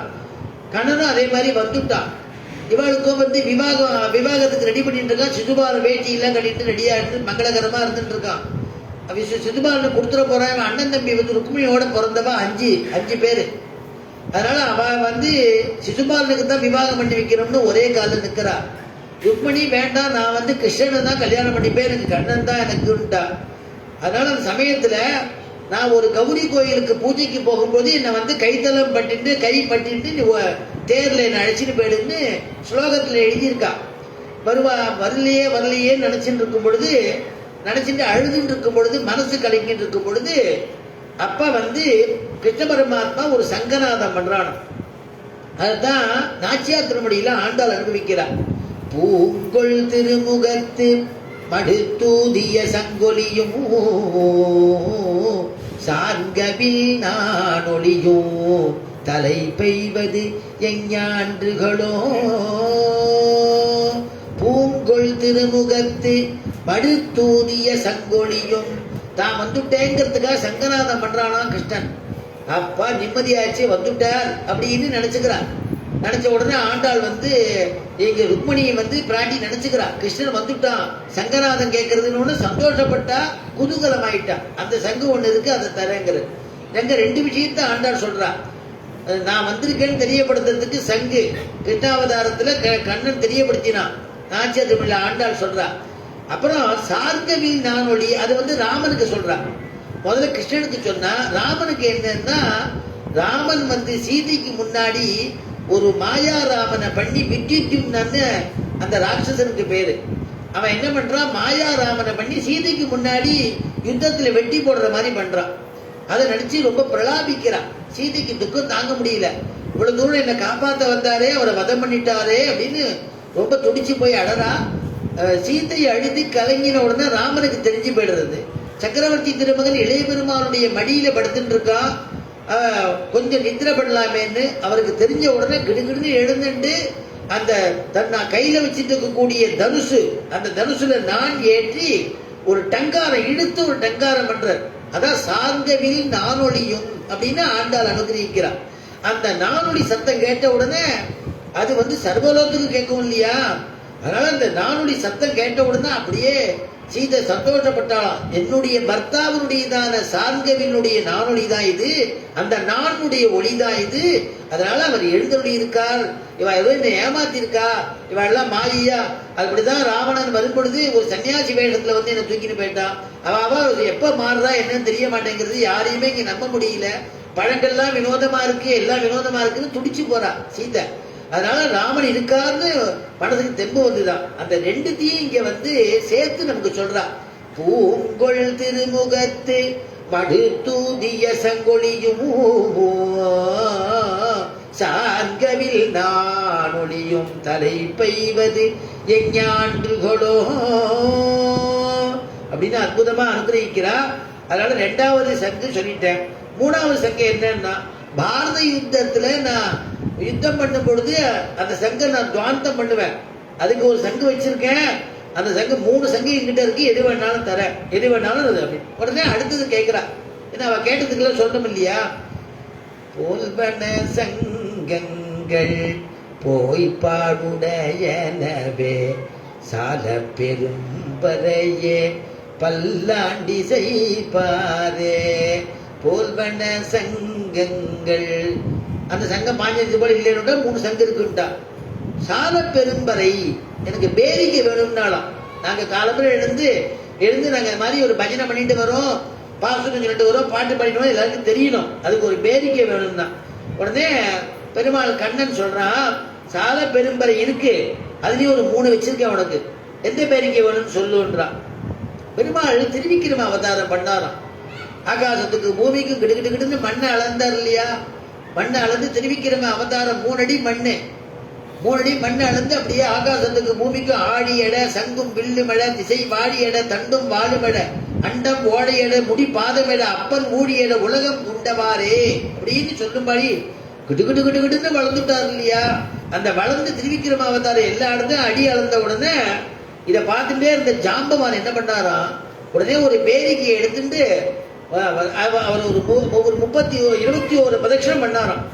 அந்த திருவிக்கிரம அவதாரம் நிற்கும் பொழுது 21 பேரிக்கையை கொட்டிட்டு எங்க பெருமாளுக்கு வெற்றி கிடைச்சுடுத்து, சர்வ உலகமும் அவருடைய சொத்தாயிடுத்து அப்படின்னு சொல்லிட்டு பேரிக்கை, அந்த பேரிக்கை பெரிய பேரிக்கை இருக்கு, அது வேணாலும் தரேன். ட்ரம்னு சொல்றது, அதை வேணாலும் தரேன். அப்புறம் ராமாவதாரத்துல ராவணனை வந்து வதம் பண்ணின பிறகு தேவர்கள்னால, ஏன்னா அவள் தானே பிரார்த்திச்சுட்டா, என்ன ராவணனுடைய தொல்லை தாங்க முடியலன்னு பிரார்த்திச்சுட்டது அவர் தானே. ஏன்னா அஸ்வமேத யாகம் பண்ணும் பொழுது பெருமாள் அங்க அவதரிச்சுட்டார். இந்த யாகத்தினுடைய யஜ்யத்துல வரக்கூடிய பிரசாதத்தெல்லாம் ஹவிஸ் எல்லாம் தேவதைகளுக்கு போக விடாம தடுக்கிறான். அந்த தடுக்கும் பொழுது பெருமாள் அங்க வந்து அந்த யஜ்யத்தை ஹவிஸ் எல்லாம் அவளுக்கு கொடுக்கணும், இந்த ராவணாதிகள் தடுக்கிறாளேங்கிறதுக்காக பெருமாள் அங்க அவதரிச்சார். உடனே தேவர்கள்லாம் ஓடி போய் அந்த பெருமாளை சரணாகதி பண்ணிக்கிறார். ஏ தஸ்மின் அந்தரே விஷ்ணு உபயாதோ மகாத்யுதிஹி, ஏ தஸ்மின் அந்தரே விஷ்ணு உபயாதோ மகாத்யுதிஹி சங்க சக்கர கதா பாணிஹி பீதவாசா ஜகத்பதிஹி, ஏ தஸ்மின் அந்தரே விஷ்ணு. பெருமாள் வந்த உடனே எல்லாரும் இந்திராதி தேவை சரணாகதி பண்ணா. பெருமாள் உடனே சொன்னார், பயம் தியஜத பத்ரம் மகா, பயத்தை விடுங்கோ, உங்களுக்கு எல்லாம் மங்களம் உண்டாகட்டும். பயம் தியஜத பத்ரம் மகா ஹிதார்த்தம் யுதிராமணமோ ஹத்வா க்ரூரம் துராத்மானம் தேவரிஷீனாம் பயாவகமோ. அப்பா பயம் தெஜத, பயத்தை விட்டுருக்கோ. நான் வந்து ராவண மதங்கள், ராவனுடைய பந்துக்கள், ராவனுடைய புத்திரர்கள், ராவனுடையதான மித்திரர்கள் எல்லாரையும், அவ பந்து வர்க்கங்கள் உள்பட எல்லாரையும் நான் வந்து அழிச்சுடுறேன். நண்பர்கள் உள்பட, மித்திரர்கள் நண்பர்கள் அர்த்தம், எல்லாரையும் அழிச்சுடுறேன், போயிட்டு வார்னர். அதனால இவனுக்கு இந்திரனுக்கு கொண்டாட்டமா. அதனால இந்த ராவண மதம் ஆன உடனே இந்திரன் ஒரு பேரிக்கை எடுத்துட்டு வெற்றி ஆயிடுத்து, பெருமாளுக்கு வெற்றி கிடைச்சுடுத்து பேரிக்கை கொண்டாடும். அதனாலதான் ஒவ்வொரு மதம் போதும் தேவதைகள்லாம் புஷ்பவருஷம் பண்ணார்கள்னு சொல்லுவா. தேவதைகள்லாம் புஷ்பவருஷம் பண்றா அப்படின்னா பெருமாளை வந்து சந்தோஷிக்கும்படியா அவ நடந்துக்கிறாளாம், மரியாதையை தெரிவிச்சுக்கிறாளாம். அது ஒரு பேரிக்கை இருக்கு. அப்புறம் கிருஷ்ணாவதாரத்துல கண்ணனே சொல்றான், அவனுடைய அவதாரத்துல கிருஷ்ணாவதாரத்துல என்னன்னா குடக்கூத்து ஆடுறதுன்னு ஒண்ணு. அப்ப ஒரு பேரிக்கு இசைச்சிட்டு குடக்கூத்து ஆடுவாளாம். குடக்கூத்துன்னா என்னன்னா, குடக்கூத்து அப்படின்னா தலைக்கு மேல பானை, குடம், இந்த குடம், அதுக்கு மேல ஒரு சின்ன குடம், அதுக்கு மேல ஒரு சின்ன குடம்னு வரிசையா படத்துல பார்த்துருப்பேன். அப்படி குடம் வச்சுருப்பா வரிசையா, கையில 2 கையிலையும் அதே மாதிரி குடம், 2-3 குடம், இதுல கூட 2-3 குடம் வச்சுட்டு டான்ஸ் ஆடுறது. அதனாலதான் குடக்கூத்து ஆடுறதுன்னு பேரு. அப்ப ஒரு பேரிக்கை வச்சு தாளம் கொட்டுவாளாம். அந்த தாளத்தை இந்த மாதிரி டான்ஸ் ஆடுவாளாம். சந்தோஷம் வந்து கொடுத்துன்னா டான்ஸ் ஆடுவாளாம். செல்வம் மிஞ்சி கொடுத்துன்னா டான்ஸ் ஆடுவாளாம். அதான் வியாக்கியானத்துல எழுதுறா, சத்திரியர்களுக்கு ஐஸ்வர்யம் மிஞ்சினால் அடுத்தடுத்து யுத்தம் செய்வர்கள். சத்திரியர்களுக்கு ஐஸ்வர்யம் மிஞ்சி போயிடுத்துன்னா யாரோட யுத்தம் பண்ணலாம், எந்த நாட்டுல சண்டை போடலாம், சண்டை போட்டு யுத்தம் பண்ணலாமான்னு அவளுக்கு தோணுமா அவர். அதாவது பிராமணர்களுக்கு ஐஸ்வர்யம் மிஞ்சினால் அடுத்தடுத்து யாகம் செய்வர்கள். பிராமணர்களுக்கெல்லாம் ஐஸ்வர்யம் மிஞ்சி படுத்துனா அடுத்தடுத்து யாகம் என்ன பண்ணலாம், அடுத்த யாகம் என்ன பண்ணலாம், அடுத்த யாகம் முடிஞ்சு படுத்துனா அக்னிஷ்டோமாதி யாகம் பண்ணலாமா, அடுத்தது புத்திரகாமேட்டி யாகம் பண்ணலாமா, இல்ல அஸ்வமேத யாகம் பண்ணலாமா, இல்ல ஆனந்தத்தை அனுபவிக்கிறது பண்ணலாமா, மழைக்காக வருண யாகம் பண்ணலாமான்னு அவளுக்கு தோணிட்டே இருக்குமா. யாதவர்களுக்கு ஐஸ்வர்யம் மிஞ்சினால் அடுத்தடுத்து குடக்கூத்தாடுவர்கள் அப்படின்னு எழுதினா. குடக்கூத்து ஆடுவாளா அவளுக்கு. அதனால இந்த குடக்கூத்து ஆடும்போது ஒரு பேரிக்கை இருக்கு, அந்த 3 பேரிக்கை இருக்கு. அந்த 3 பேரிக்கையில உனக்கு எது வேணும்னாலும் நான் கொடுக்குறேன் அப்படின்னு கண்ணன் சொல்றான். போல்வன சங்கங்கள் போய்பாடுடையனவே சால பெரும் பறையே பல்லாண்டி செய்பாரே கோல விளக்கே. பல்லாண்டி செய்ப்பாரு.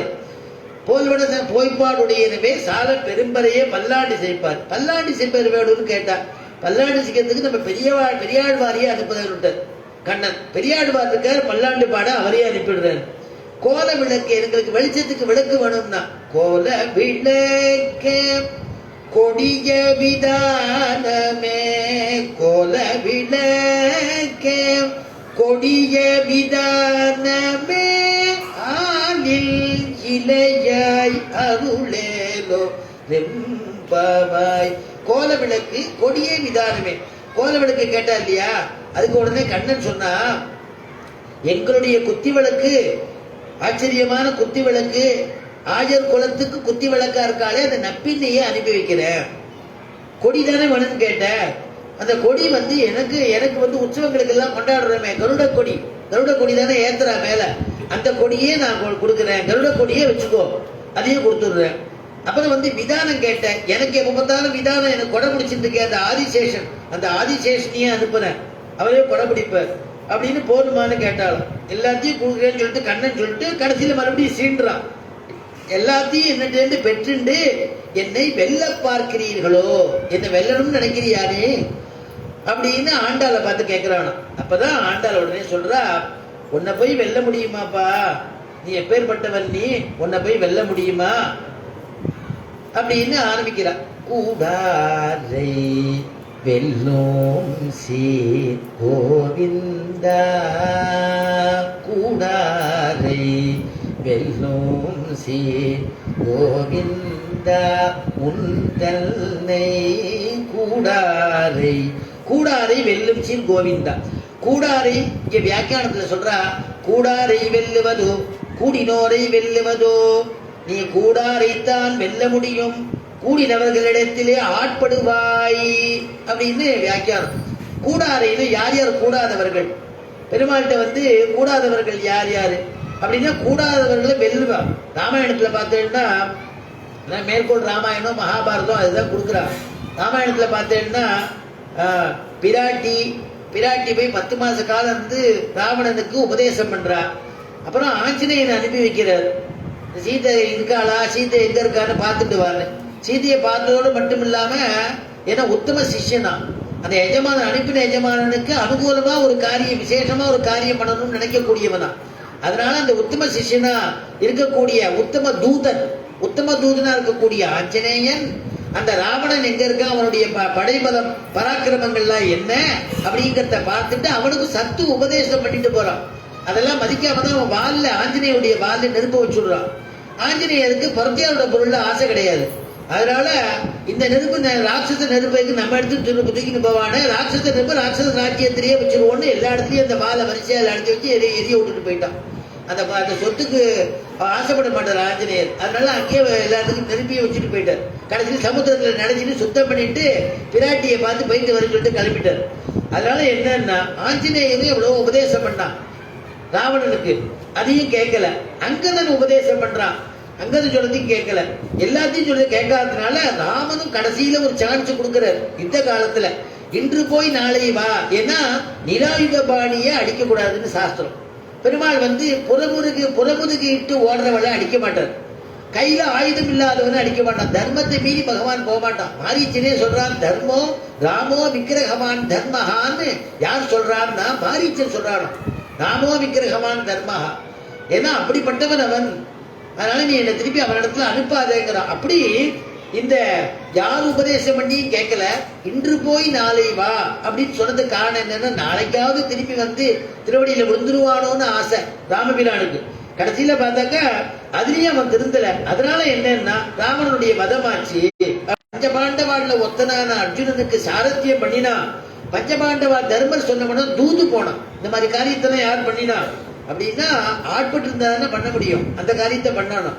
அதனால இன்னொரு அர்த்தம் சொல்றா, கூடாரைத்தான் வெல்ல முடியும், ஆனால் ஆண்டாள் சொல்றாளாம், எங்களை போல கூடியவர்களை வெல்ல முடியாது, தோற்று போவாய். அப்படின்னா என்ன அர்த்தம்? அன்புனால கூடாதவரை வெல்ல முடியும், கூடாரைத்தான் வெல்ல முடியும்னா அவ அம்பு போட்டு உன்னுடைய மார்பில் அம்பேற்றுபவர்களை நீ வென்றுடுவ, திருப்பி நீ வந்து யுத்தம் பண்ணி அவளை ஜெயிச்சுடுவ, அது உன்னால முடியும்.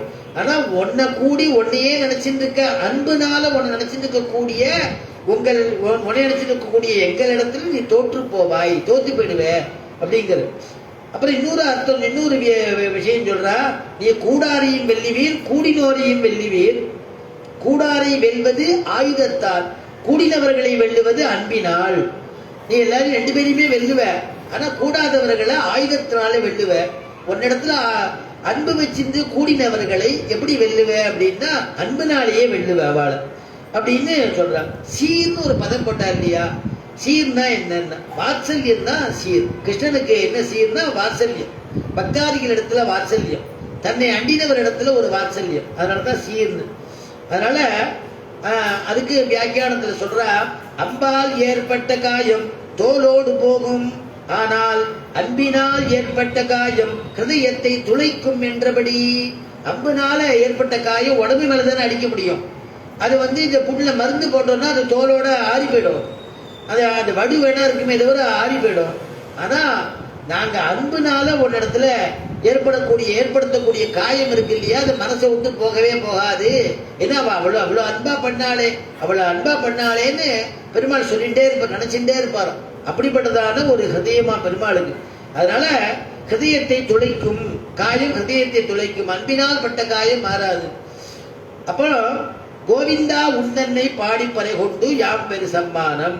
கோவிந்தா நோன்புக்கு உபகரணங்கள்லாம் கேட்டா இல்லையா, அப்ப வந்து நப்பின்ன கண்ணன் ரெண்டு பேரையும் சேத்தியில இருக்காளாம். நப்பின்னைய கண்ணனையும் சேத்தியில இருக்கும் பொழுது, சேர்ந்து இருக்கும் பொழுது அவளுக்கு முன்னாடி நாங்க வந்து எனக்கு என்ன வேணும் அப்படின்னு பிரார்த்திச்சுக்கணுமா. அதான் பிராட்டி கடாட்சத்தோடு கிடைக்கக்கூடிய ஒரு சன்மானம் வசந்ததுங்கிறார். அந்த சன்மானம் தான் பிராட்டி கடாட்சத்தோட, பிராட்டியும் பெருமாள் இருக்கும் பொழுது, நம்முடைய சுவாமி தேசிகனுக்கு பிராட்டியும் பெருமாள் இருக்கும் பொழுதுதான் பெருமாள் சுவாமி தேசிகனை உள்ள வர சொல்லி ஆக்குவானம் பண்ணினார். உடனே உள்ள போயிட்டு வந்தார் ரங்கநாதன் சன்னிதானத்துக்கு. அவர் வேதாந்தாச்சாரியான்னு விருது கொடுத்தார். விருது வாங்கிட்டு வெளியில வந்தார்.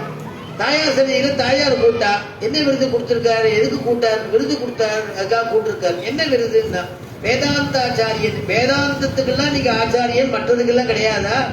அந்த விருது என்ன நான் கொடுக்குறேன் பாரு, சர்வதந்திர சுதந்திரன் நீ வேணும் உமக்கு திருநாமம், அந்த விருது கொடுத்தேன் அப்படின்னா. சர்வதந்திர சுதந்திரம்னா எல்லா காரியங்களையும் பண்ணக்கூடியவர், எல்லா சாஸ்திரங்களையும். இப்ப இப்படி ஆஞ்சநேயர் சொல்லும்போது நவவியாக்கரண பண்டிதர்னு சொல்றோம் இல்லையா, அந்த மாதிரி எல்லா விதமான சாஸ்திரங்கள்லயும் வேதங்கள்லயும் அருளி செயலையும் கலை கண்டவர் அர்த்தம் சர்வதந்திர சுதந்திரர் அப்படின்னு. ஏன்னா அவர் பல காரியம் பண்ணியிருக்கார். பாம்பாட்டியோடு இது பண்ணும் பொழுது பாம்பை மடக்கி இருக்கார், அதே மாதிரி பாம்பை அடக்கி இருக்கார், அதே மாதிரி திருவேந்திபுரத்துல கிணறு கட்டி நிரூபிச்சிருக்கார். ஒரு கொத்தனார் பார்க்கக்கூடிய காரியம் எல்லா காரியத்தையுமே சர்வசாதாரணமா பண்ணி பராக்கிரமத்தை காண்பிச்சவர் அவதார புருஷர். சுவாமி தேசிகன் வந்து திருமலையப்பனுடையதான அவதாரம்னு சொல்றது, திருமலையப்பன் இடத்துல இருக்கக்கூடிய கண்டாவதாரம்னு சொல்றது, அப்படிப்பட்டதான ஒரு கீர்த்தி உடையவர் இல்லையா. பெருமாளும் பிராட்டியும் இருக்கக்கூடிய சன்னிதானத்துல ஒரு சன்மானம் கொடுத்தா அதுக்கு நிகர் எதுவும் கிடையாது அப்படிங்கிறா இங்க ஆண்டாள். அதனாலதான் பிரார்த்திக்க போறா நப்பின்னையின் இடத்துல. நப்பின்னையும் கிருஷ்ணன் இருக்கும் பொழுது அவள் இடத்துல கேட்கிறாளும். அதுக்கு ஒரு திஷ்டாந்தம் சொல்றான். ஏன்னா ஆஞ்சநேயரை பத்தி தான் சொல்றா. ராமனுடைய பட்டாபிஷேகம் ஆயிடுறது. பிராட்டி வந்து ஒரு முத்துமாலையை கொடுத்து ராமனிடத்துல கொடுத்து நம்முடைய ஆஞ்சநேயனுக்கு இதை அனுகிரகம் பண்ணுங்கோ அப்படின்னு கொடுக்கிறாளாம். பிராட்டியுடைய சம்மதத்தோட சக்கரவர்த்தி திருமகனுடைய திருக்கையினால நம்முடைய ஆஞ்சநேயருக்கு முத்துமாலை கிடைக்கிறது. அப்படிங்கிறது யாம் பேரு சம்மானம், பெருமாள் பிராட்டிக்கு முன்னாடி கிடைக்கிறது. அந்த மாதிரி நப்பின்னையும் கண்ணனும் இருக்கும் பொழுது பிரார்த்திச்சுக்கிறாளாம். அந்த மாதிரி தான் நம்முடைய பாஷ்யக்காரர் பிரார்த்திச்சுட்டார் இல்லையா. பங்குனி உத்தரம் தானே கல்யாண உற்சவங்கள்லாம் நடக்கிறது. பங்குனி உத்தரவத்தில் தானே நம்ம எல்லாம் இங்கே தாயார் பெருமாள் சேர்த்தி, நம்ம ரங்கநாதன் ரங்கநாயகி தாயார் அந்த சேர்த்தி உற்சவத்துல தானே கத்தியத்திரையங்கள்லாம் பண்ணினார் பாஷ்யக்காரர் ராமானுஜர். நமக்காக வேண்டி பெருமாளும் பிராட்டியும் இருக்கும் பொழுது பிரார்த்திச்சுக்கணும். அவளுடைய அபராதங்கள்லாம் போக்கணும், அவள் நல்லபடியா பண்ணணுங்கிறதுக்காக தான் பெருமாளை பற்றி அனன்யகதி சரண்யா அந்த ஆச்சரியமான 3 விதமான கத்தியங்களை அருளி செஞ்சார் இல்லையா பெருமாளை பிராட்டி இருக்கும் பொழுது. அப்பதான் காரியம் சபலமாகுமா. அதனால அப்படி பண்ணினார். அப்படி நப்பின்னைய கண்ணன் இருக்கும் பொழுது நாடு புகழும் பரிசினால் நன்றாக நீ கொடுக்கக்கூடியதான விருது கொடுத்தீங்கன்னா அது நாடு புகழும்படியா இருக்கணும். அது அந்த மாதிரி பிராட்டி சம்மதத்தோட இருக்கணும், எல்லாரும் போற்றும்படியா இருக்கணும். அப்படிப்பட்டதான ஒரு விருது கொடுக்கணும், அப்படிப்பட்டதான ஒரு சன்மானம் கொடுக்கணும்னு கேட்கிறார். களவு கொண்டு ஆபரணம் பூணுமா போல் அன்றிக்கே அப்படின்னு வியாக்கியானம். களவு கொண்டுன்னா திருடுறது. நகை இல்லைங்கிறதுக்காக ஒரு ஆத்துல போய் ஒரு ஏதோ ஒரு நெக்லஸோ ஏதோ ஒரு பவுனை திருடிடுறது. திருடிட்டா போட்டுக்க முடியுமா தைரியமா? ஒரு ஃபங்க்ஷன் வருது, அதை உள்ளேருந்து போட்டு போலான்னா அது யாரா அவாத்துக்கு பந்தக்காரன் வந்துருவாளோ அவாத்து வந்துருவாளோ இங்க நம்பாத்தது மாதிரி காணா போச்சுன்னு சொல்லி அவன் கழுத்துல போட்டுக்கானே யாரா சொல்லிடுவாளோன்னு பயத்துல போட்டுக்கவே முடியாது. அப்ப அது உள்ளே வச்சிருக்கிற மாதிரி இருக்கும், என்ன பிரயோஜனம்? அதனாலதான் அந்த மாதிரி இருக்கக்கூடாதுன்னு இங்க வியாக்கியாதாக்கள் அனுபவிக்கிறான். களவு கொண்டு ஆபரணம் பூணுமா போலே அந்த மாதிரி இல்லாம, அந்த மாதிரி பூணுமா போல் அன்றிக்கே அந்த மாதிரி இல்லாம அப்படின்னு நாடு புகழும், நாடே புகழும்படியா இருக்கணும் நன்றாக. சூடகமே தோல்வளையே தோடே செவிப்பூவே பாடகமே எந்தனைய பல்கரனும் யாவணிவோம். முதல்ல சொல்லும் பொழுது எனக்கு எதுவும் வேண்டான்னா, நெய்யுண்ணோம் பாலுண்ணோம் நாட்காலே நீராடி மையிட்டு எழுதோம் மலையிட்டு நாம் முடியோம் செய்யாதன செய்யோம் தீக்குறளை சென்றோதும் சொன்ன ஆண்டாள் இப்ப கண்ணன் கிடைச்சுட்டான் நப்பின்னையோட கூட இருக்கான்னு தெரிஞ்சதுனால கண்ணனை பார்த்து கேட்கிறா, எனக்கு வந்து சூடகமே தோல்வளையே. சூடகம்னா எனக்கு சூடகம் வேணும்னா சூடகம்னா வளை. ஏன்னா கண்ணன் வந்து என்னுடைய கைத்தலம் பட்டணமே 14ஆம் தேதி கைத்தலம் பற்ற போறானே இல்லையா. ஆண்டாள் திருக்கல்யாணத்தை அனுபவிக்க போறோம். ஆண்டாள் திருக்கல்யாணம் எப்படி நம்ம உபன்யாசத்துல எப்படி அனுபவிக்கிறோமோ அதே மாதிரி மானசீகமா மனசுல அனுபவிக்க போறோம். அவ்வளவுதான். பிரத்யட்சமா இருக்குது கதா அனுபவத்துல நம்ம அந்த அனுபவத்துல அனுபவிக்க போறோம். அதனால இங்க வந்து ஆண்டாள் வந்து சொல்றா, நீ பற்றுகின்ற கைக்கு பெருமை மூலியா இருக்க கூடாது இல்லையா, அதனால எனக்கு வளையல கொடு. சூடகமே தோல் வளையே, நீ என்னை அணைக்கும் பொழுது உன்னுடைய தோல் வலை மேல படணும். நீ வீரமுடையவன் இல்லையா, அந்த வீரம் தெரிஞ்சுக்கணும். அதனால தோல் வளையே தோடே எனக்கு வந்து எனக்கு தோடு அற்புதமான உன்னுடைய திருமுக மண்டலம் நீ அணைச்சிக்கும் போது உன்னுடைய திருமுக மண்டலம் இந்த பக்கம் வரும். அப்ப எனக்கு தோடு இருக்கணும் இல்லையா. ஆபரணங்கள் சர்வாபரண பூஜிதாம்னு சொல்றோம் இல்லையா. சீதையை அழைச்சிட்டுவான்னு ராமன் சொல்றே அவளை எப்படி மங்களஸ்தானம் பண்ண சொல்லி சர்வாபரண பூஜிதையாக அழைச்சிட்டுவான்னு நியமிக்கிறார். என்னென்ன ஆபரணங்கள் இருக்கோ அதை போட்டுன்னு வரணும்னு நியமிக்கிறார். அதனால அந்த தோல் வலை இருக்கணும், தோடு வேணும், தோடு அணிஞ்சுக்கணும். செவிப்பூவே இந்த காதுக்கு மேல குத்திக்கிறது, மேல குத்திட்டு அது வந்து செவிப்பூவேன்னு பேரு. அதுக்கு அங்க ஒரு தோடு ஆபரணம் செவிப்பூவே. பாடகமே நீ என்னுடைய காலை இப்படி பிடிச்சி அம்மி மேல எடுத்து வைக்கணும் இல்லையா? அம்மி மேல எடுத்து வைக்கிறது, அருந்ததி பார்க்கறது, அந்த காலை தொடறதுக்கு முன்னாடி அந்த மெட்டியை போட்டுக்கணும். மெட்டி போட்டா அந்த காலுக்கு, அந்த வெள்ளி மெட்டி போட்டா காலுக்கு சுத்தி. அதனால அந்த வெள்ளி மெட்டி அந்த காலில் அணியும் போது அந்த அந்த காலை பிடிச்சி தொடர்றதுக்கு அதுக்கு நமக்கு அதிகாரம் கொடுக்குறான். அதனால சுத்தி ஆயிடுறது. அதனால நம்ம காலுக்கு உள்ள அந்த கொலுசு, இங்க ஆண்டாள் கேட்கறது கொலுசு கேட்கிறான். காலுக்கு எனக்கு ஆபரணம் கொலுசு கொடு பாடகமே, எந்தனைய பல்கலனும் யாமணிவோம். ஒருவேளை அதை தவிர ஏதாவது நீ ஆபரணம் கொடுக்கணும்னு ஆசைப்பட்டாலும் அதையும் கொடு, நான் போட்டுக்கிறேங்கிறான். உனக்கு என்ன ஆசையோ அதான். நமக்கு அலங்காரத்துக்குன்னு பண்ணிக்க கூடாது. ஒரு புடவையா இருக்கட்டும், ஒரு திருவாபரணமா இருக்கட்டும், ஒரு தீபாவளி அன்னைக்கு நம்ம என்ன பண்றோம், அந்த புடவையோ நம்மளுடைய வேட்டியோ நம்ம பெருமாள்கிட்ட கொண்டு போய் வச்சு சேவிக்கிறோம். கங்கா ஸ்நானம் பண்ணிட்டு பெருமாள்கிட்ட சேவிச்சுட்டு, பெருமாள்கிட்ட உத்தரவு கேட்டு மஞ்சள் எல்லாம் தடவி வச்சுட்டு, வெத்தலை பாக்கு பழ புட்பத்தை வச்சு சேவிச்சுட்டு, அப்பா ரங்க பிரபு இந்த மாதிரி எல்லா தீபாவளியும் கொண்டாடும்படியா எனக்கு அனுகிரகம் பண்ணு அப்படின்னுட்டு அந்த வஸ்திரத்தை எடுத்து உடுத்திக்கிறோம் இல்லையா? பெருமாளுக்கு சமர்ப்பிச்சுட்டு சாத்திக்கிறோம். சில இடத்துல பார்த்தா நகைகள் கூட வாங்கிட்டு போயிடுவாளே தவிர பெருமாள் சன்னிதியில வச்சுட்டு தான் நகையை போட்டுப்பான். அந்த மாதிரி பெருமாளுக்கு சமர்ப்பிச்சுன்னா அவனுக்கு அழகுக்காகத்தான் இது.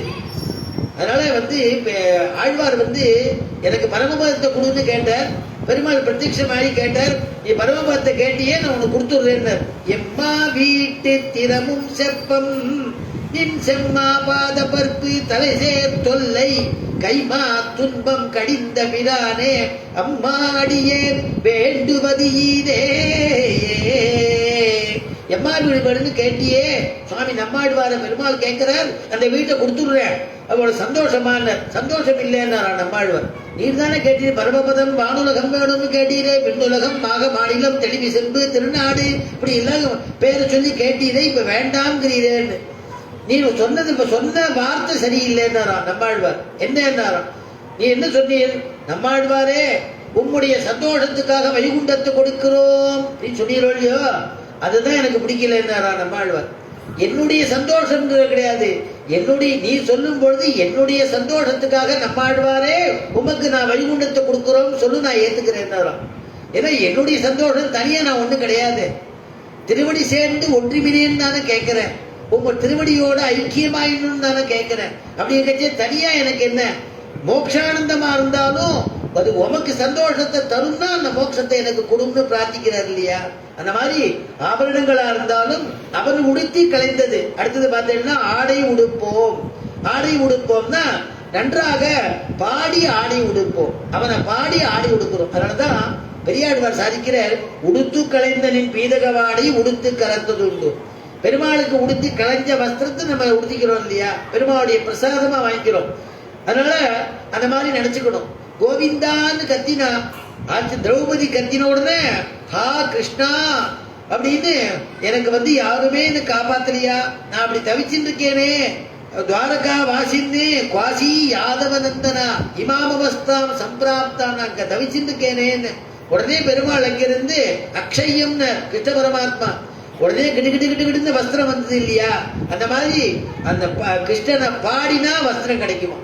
அதனால இவங்க ஆண்டாள் சொல்ற மனசுல வச்சுட்டு ஆடை உடுப்போம், கோவிந்தான்னு சொல்லி ஆடை உடுப்போம், கோவிந்தான்னு சொல்லி பிரசாதத்தை சாப்பிடுவோம். கவலே கவலே செய்வ ஹரி கோவிந்த கீர்த்தனம்னு வாக்கியம். ஒவ்வொரு கவலம் போடும் பொழுதும் நம்ம எதையோ பார்த்து சாப்பிட்டு இருக்கோம். ஆனா கோவிந்தா கோவிந்தா சிவதே கோவிந்தாய நமஹா சிவதே கோவிந்தாய நமஹான்னு வாயில போட்டுக்கணுமா. நீ சாப்பிடுற ஆகாரம் உன் வயிற்றுக்கு இல்ல, அந்தர்யாமியான பகவானுக்கு கொடுக்கறது. அந்தர்யான பகவானுக்கு கொடுக்கறதுனால நிவேதனம் பண்றோம், ஹிருதயத்தில் இருக்கக்கூடிய பெருமாளுக்கு நிவேதனம் பண்ணிட்டு சாப்பிடுறோம். அப்படிங்கிறது தான் ஒவ்வொன்றும் பெருமாள் பெரியவாள்லாம் சாதாரணமா வைக்கல, சாஸ்திரங்களை நடந்து காமிச்சிருக்கா அந்த மாதிரி. அதனால அதன் பின்னே பால் சோறு மூட நெய் பெய்து. பால் சோறு இருக்கு இன்னைக்கு, ஆச்சரியமா கூடாரவல்லி இல்லையா? அதனால பால்னாலேயே பண்ணணுமா. அதான் பெரியாழ்வார் சாதிக்கிற, நெய்யடை நல்லதோர் சோறும், நெய் ஒரு சாதம், மறுபடியும் நெய் ஒரு சாதம். அதுக்கு சாதம் வெறவரையாக்கணும் இல்லை, நல்லா அழிஞ்சு ஜம்முன்னு இருக்கணும், கொதிச்சு அப்படி நாக்குல அப்படி போட்டுட்டோம்னா முழுங்காமலே தானே உள்ள போயிடணும், அப்படி இருக்கணும் கூடாரை. அப்படினால பாலும் நெய்யெல்லாம் சேர்ந்து இருக்கணுமா. அதுதான் இங்க சொல்றா, நெய்யடை நல்லதோர் சோறும் நேதமும் அத்தாணி சேவகமும் அப்படின்னு சொல்லி அற்புதமாக பால் சோறு முழங்கை வடிவார். கண்ணனுக்கு முன்னாடி இந்த பால் சோறு கிடைச்சுடுத்து அந்த பால் சோறு கையில வச்சுட்டு இருக்காளாம். கண்ணனை பார்க்கறதுனால பால் சோறை அதை சாப்பிட முடியலையா, அதனால கையிலேயே வச்சுட்டு இருக்காளாம். அது நிறைய பால் நெய் எல்லாம் தேங்கி இருக்கு இல்லையா, அது எப்படியே ஓடி இப்படி கீழே முழங்கை வடிவார அப்படிங்கிறா. ஏன்னா இப்போ கையில நம்ம பிரசாதம் கொடுத்தா கூட யாரும் சாப்பிட மாட்டா. ஏன்னா செவிக்கு உணவு இல்லாத போது, செவிக்கு நல்ல உணவு இருக்கு அப்படின்னா நம்மளே தான் பார்த்துட்டு இருப்பா இல்லையா. சில ஆத்துல உபன்யாசம் பண்ணுவேன், கையில பிரசாதம் கொடுத்துருவா, ஆனா அவ கடைசி வரைக்கும் அவ தொடவே மாட்டா. ஏன் நீங்க மாட்டி சாப்பிடலாமேன்னு அப்படின்னா, அது எப்படி சுவாமி உன் கரையில ஆழ்ந்து போயிட்டேன் அப்படின்பா. காரணம் என்னன்னா செவிக்கு உணவு இல்லாத போது சிறிது வயிற்றுக்கு ஈயப்படும். இப்ப அதனால பிரசாதம் ரெடியா இருக்கு, நீங்க செவிக்கு உணவு முடிஞ்சு போயிடுச்சுன்னா உடனே வயிற்றுக்கு பிரசாதம். ஆனுமார் அப்படி கொடுக்குறாரு இல்லையா, சத்சங்கத்துக்கு கொடுக்கணும். பாகவதாவுடைய குக்ஷியில ஒரு அன்னம் போச்சுனாலும் பெருமாள் சந்தோஷிக்கிறானா. இப்படிப்பட்ட பாகவதாளுக்கு கொண்டு போய் சேர்றதுன்னா, அதுவும் வேதாத்தியனம் பண்ணவா, சாஸ்திரம் வாய்ச்சவா, இந்த மாதிரி கதாசிரமணம் பண்றவா, சத்சங்கம் அங்க பண்றது ஒண்ணுமே வீணா போகாது. விரக்ஷத்துக்கு கீழே நம்ம ஜலம் சேர்த்தோம்னா அந்த விரக்ஷமானது எப்படி பூ பூத்து காய் காய்ச்சி பழத்தை கொடுக்கறதோ அந்த மாதிரி நம்ம பண்ணக்கூடிய கைங்கரியம் எதுவுமே வேஸ்ட் ஆகாது இல்லையா. அதனால முழங்கை வடிவாருன்னா ஆண்டாள் இப்படி கையில வச்சுட்டு பெருமாள் வடிவழகுல மயங்கி போய் இப்படியே இந்த நெய் இப்படியே வந்துடுறதான். முழங்கை வடிவார கூடியிருந்து குளிர்ந்தேலோர் என்பாவாய். அதனால இந்த அதை சாப்பிடாம பெருமாளையே நினைச்சிட்டு கண்ணனையே பார்த்துட்டு இருக்கிறவன் எல்லாத்தையும் திரஸ்காரம் பண்ணிட்டா. ஆனா இன்னைக்கு எல்லாம் கிடைச்சிருக்கு, இனிமேதான் சாப்பிடணும். ஏன்னா நப்பின்னையும் வந்துட்டான், கிருஷ்ணனும் வந்துட்டான். திவ்ய தம்பதிகளோட சேர்ந்து இருக்கக்கூடிய ஒரு கூடாரை, அந்த மாதிரி ஒரு கூடுவார் நமக்கு கிடைக்கணுமே. அந்த மாதிரி இருந்தவன் பெருமாளே அப்படித்தானா. ராவணனுடைய வதம் முடிஞ்சு விபீஷண பட்டாபிஷேகம் ஆயிடுத்து. விபீஷன் பிரார்த்திக்கிறான், நீங்க ஸ்நானம் பண்ணிட்டு ஏதாவது அமுது செய்துட்டு கிளம்பலாமே. ஏன்னா அவர் அயோத்திக்கு போனோம். உடனே பெருமாள் திருவாக்குல சொல்றாராம், நமே ஸ்நானம் பகுமதம் வஸ்திராணி ஆபரணாணி ச. நமே ஸ்நானம் பகுமதம், ஸ்நானம் கிடையாது, பானம் கிடையாது, ஆபரணங்கள் எதுவும் கிடையாது, எதுவும் நான் சூட்டிக்க போறது இல்லை. ஏன்னா தம்பினா கைகேயி புத்திரம் பரதம் பிராதுர்வத்சலம். அவன் பரதன் காத்துட்டு இருப்பான், 14 வருஷம் ஆயிடுத்து அப்படின்னு விட்டா எந்த கணக்குல வச்சிட்டு இருக்கான்னு தெரியாது. காலமே கிளம்பினமே அந்த கணக்கா, இல்ல சாயங்காலம் வந்துடுச்சுன்னா அந்த கணக்கான்னு தெரியாது. அவன் அக்னி பிரவேசம் பண்ணிடுவேன்னு சொல்லியிருக்கான். வெறும் வாயினால சொல்ற புள்ள இல்ல, செஞ்சு காண்பிச்சுருவன். அதனால அவனை காப்பாற்றணும். அருமை தம்பி அவன் பரதன், அவனை போய் பார்க்கணும். நமே ஸ்நானம் பகுமதம், எனக்கு ஸ்நானம் வேண்டாம், ஆகாரம் வேண்டாம், யாருக்கு வேணும்னாலும் கொடுக்கும், நான் புறப்படுறேங்கிறாரோ. அப்பனா என்னன்னா பக்த அபிமானி, பக்தன் தான் முக்கியம்னு பிராதானியத்தை காமிக்கிறாளோ, அதே மாதிரி ஆண்டாலும் அந்த கண்ணனை பார்த்த வடிவழகுனால சாப்பிடாம அப்படியே இருக்காளோ. கண்ணன் இல்லாத பொழுது இப்ப கண்ணன் சேர்ந்துட்டா அதனால ஆபரணங்கள் எல்லாம் கேட்கிறான். அதே மாதிரி சீத்தை என்ன பண்ணா, ராவணன் அப்படி தூக்கிட்டு கொண்டு போறச்சே அந்த பல்லக்கில் அப்படி போயிட்டு விமானத்துல போயிட்டே இருக்கச்சே அடையாளம் தெரியணுமேங்கிறதுக்காக தன்னுடைய புடவை தலைப்பை அப்படி கொஞ்சம் கிழிச்சு தன்னுடைய ஆபரணங்கள்ல இருந்து ஒரு பாதியை அதுல வச்சு அதை ஒரு மூட்டை கட்டி அப்படி கிஷ்கிந்தையில போடுறா. கிஷ்கிந்தையெல்லாம் தெரியாது அவளுக்கு, எப்படியாவது வழிகாட்டி நமக்கு இந்த ஆபரணங்கள் தெரியட்டுமே, ராமன் நம்மளை கைப்பற்றணுமேன்னு போடுறான். அந்த யாருக்கு கிடைச்சதுன்னா அதுக்கு கிஷ்கிந்தையில யாரோ குரங்கு கிடைச்சது, சுக்ரீவன் கொண்டு போய் கொடுத்துருத்து. ராமபிரான் வரைச்சே சுக்ரீவன் சொல்றான், யாரோ ஒருத்தி அலறிட்டு போனா, யார் தூக்கிட்டு போனான்னு தெரியாது, யாரோ ராட்சசன் மாதிரி இருந்தது, நான் பார்த்துட்டே இருந்தேன், அப்போ ஒரு மூட்டை ஒரு முடிச்சு விழுந்தது இந்த ஆபரணம், அதனால இந்த ஆபரணம் சீதா பிராட்டி தான் பாருங்கோளே அப்படின்னு ராமன் இடத்துல கொண்டு வந்து கொடுக்கறான் சுக்ரீவன். உடனே ராமபிரான் கையில வாங்கி லட்சுமணா தம்பியை கூப்பிடுறான், லட்சுமணா இங்க பாருப்பா, இந்த ஆபரணங்கள்லாம் உன்னை மன்னிதான பாரு, உன்னுடையதான மன்னியோடதான்னு பாரு, இந்த ஆபரணங்கள் தெரியறதான்னு பாருன்னு காண்பிக்கிறான். இளைய பெருமாள் இடத்துல கண்ணீர் மல்கிறான் சக்கரவர்த்தி திருமகன். இளைய பெருமாள் அழறர். இளைய பெருமாள் கையில அந்த ஆபரணத்தை வச்சுன்னு சொல்றார், நாகம் ஜானாமி கேயூரே நாகம் ஜானாமி குண்டலே நூபுரே துவபி ஜானாமி நித்யம் பாதாபிவந்தனாதி. 5 நிமிஷத்துல முடிச்சுடுறேன். நாகம் ஜானாமி கேயூரே. இந்த ஆபரணங்கள்ல கேயூரன்னு ஒரு ஆபரணம் இருக்கு. அதே அந்த ஆபரணத்தை நான் மதனியோடதான்னு தெரியாது. நாகம் ஜானாமி குண்டரே, அவருடைய குண்டலம் இருக்கு, ஸ்திரீகள் போட்டுக்கிற குண்டலம், அந்த குண்டலமும் சீதையுடதா அப்படிங்கிறது எனக்கு தெரியாது. நூபுரே துவபி ஜானாமி நித்யம் பாதாபி வந்தனாது. இந்த நூபுரம் கொலுசு இருக்கே, இந்த கொலுசு சீத்தம்மாவோடதுதான் சொன்னாராம். ஏன் இத்தனை ஆபரணங்களை சொல்லலையே, நூபுரத்தை மட்டும் சொன்னார் அப்படின்னா அதுக்கே பதில் சொல்றாரு அவரே. ஏன்னா அண்ணா நீங்களும் மன்னியும் எப்பொழுதுமே சேர்ந்து இருக்கும் பொழுது நான் எந்த கைங்கரியம் பண்றதுக்கு ஆரம்பிக்கச்சே சேவிச்சுட்டு போவேன், கைங்கரியம் முடிச்சோன்னு மறுபடியும் சேவிப்பேன். அப்ப அண்ணா உங்களுடையதான் திருமுக மண்டலத்தை சேவிப்பேன், வடிவிலக சேவிப்பேன், பிராட்டியினுடைய திருவடியை மாத்திரம் தான் சேவிப்பேன். திருவடியை சேவிக்கும் பொழுது இந்த நூபுரம் கொலுசு தெரியும். அதனால இந்த கொலுசோடு இருக்கக்கூடிய ஆபரணத்தோடு இருக்கக்கூடிய திருவடியை சேவிப்பேன். அதனால நிச்சயமா சொல்றேன், வேற எதையும் நான் பார்த்ததில்லை, இந்த கொலுசு தாயாருடையதுதான், சீத்தம்மாவுடையதுதான் அப்படிங்கிற. நூபூதே துவபி ஜானாமி நித்யம் பாதாபி வந்தனாத்து. அதனால வந்தனாத்து அபிவந்தனாத்து பாதாபிவந்தனாத்து நித்யம் பாதாபிவந்தனாத்து. அந்த வந்தனம் பண்ணத்தினால தெரியும்னு சொல்லி அந்த ஆபரணத்தை கொடுத்தாலும்.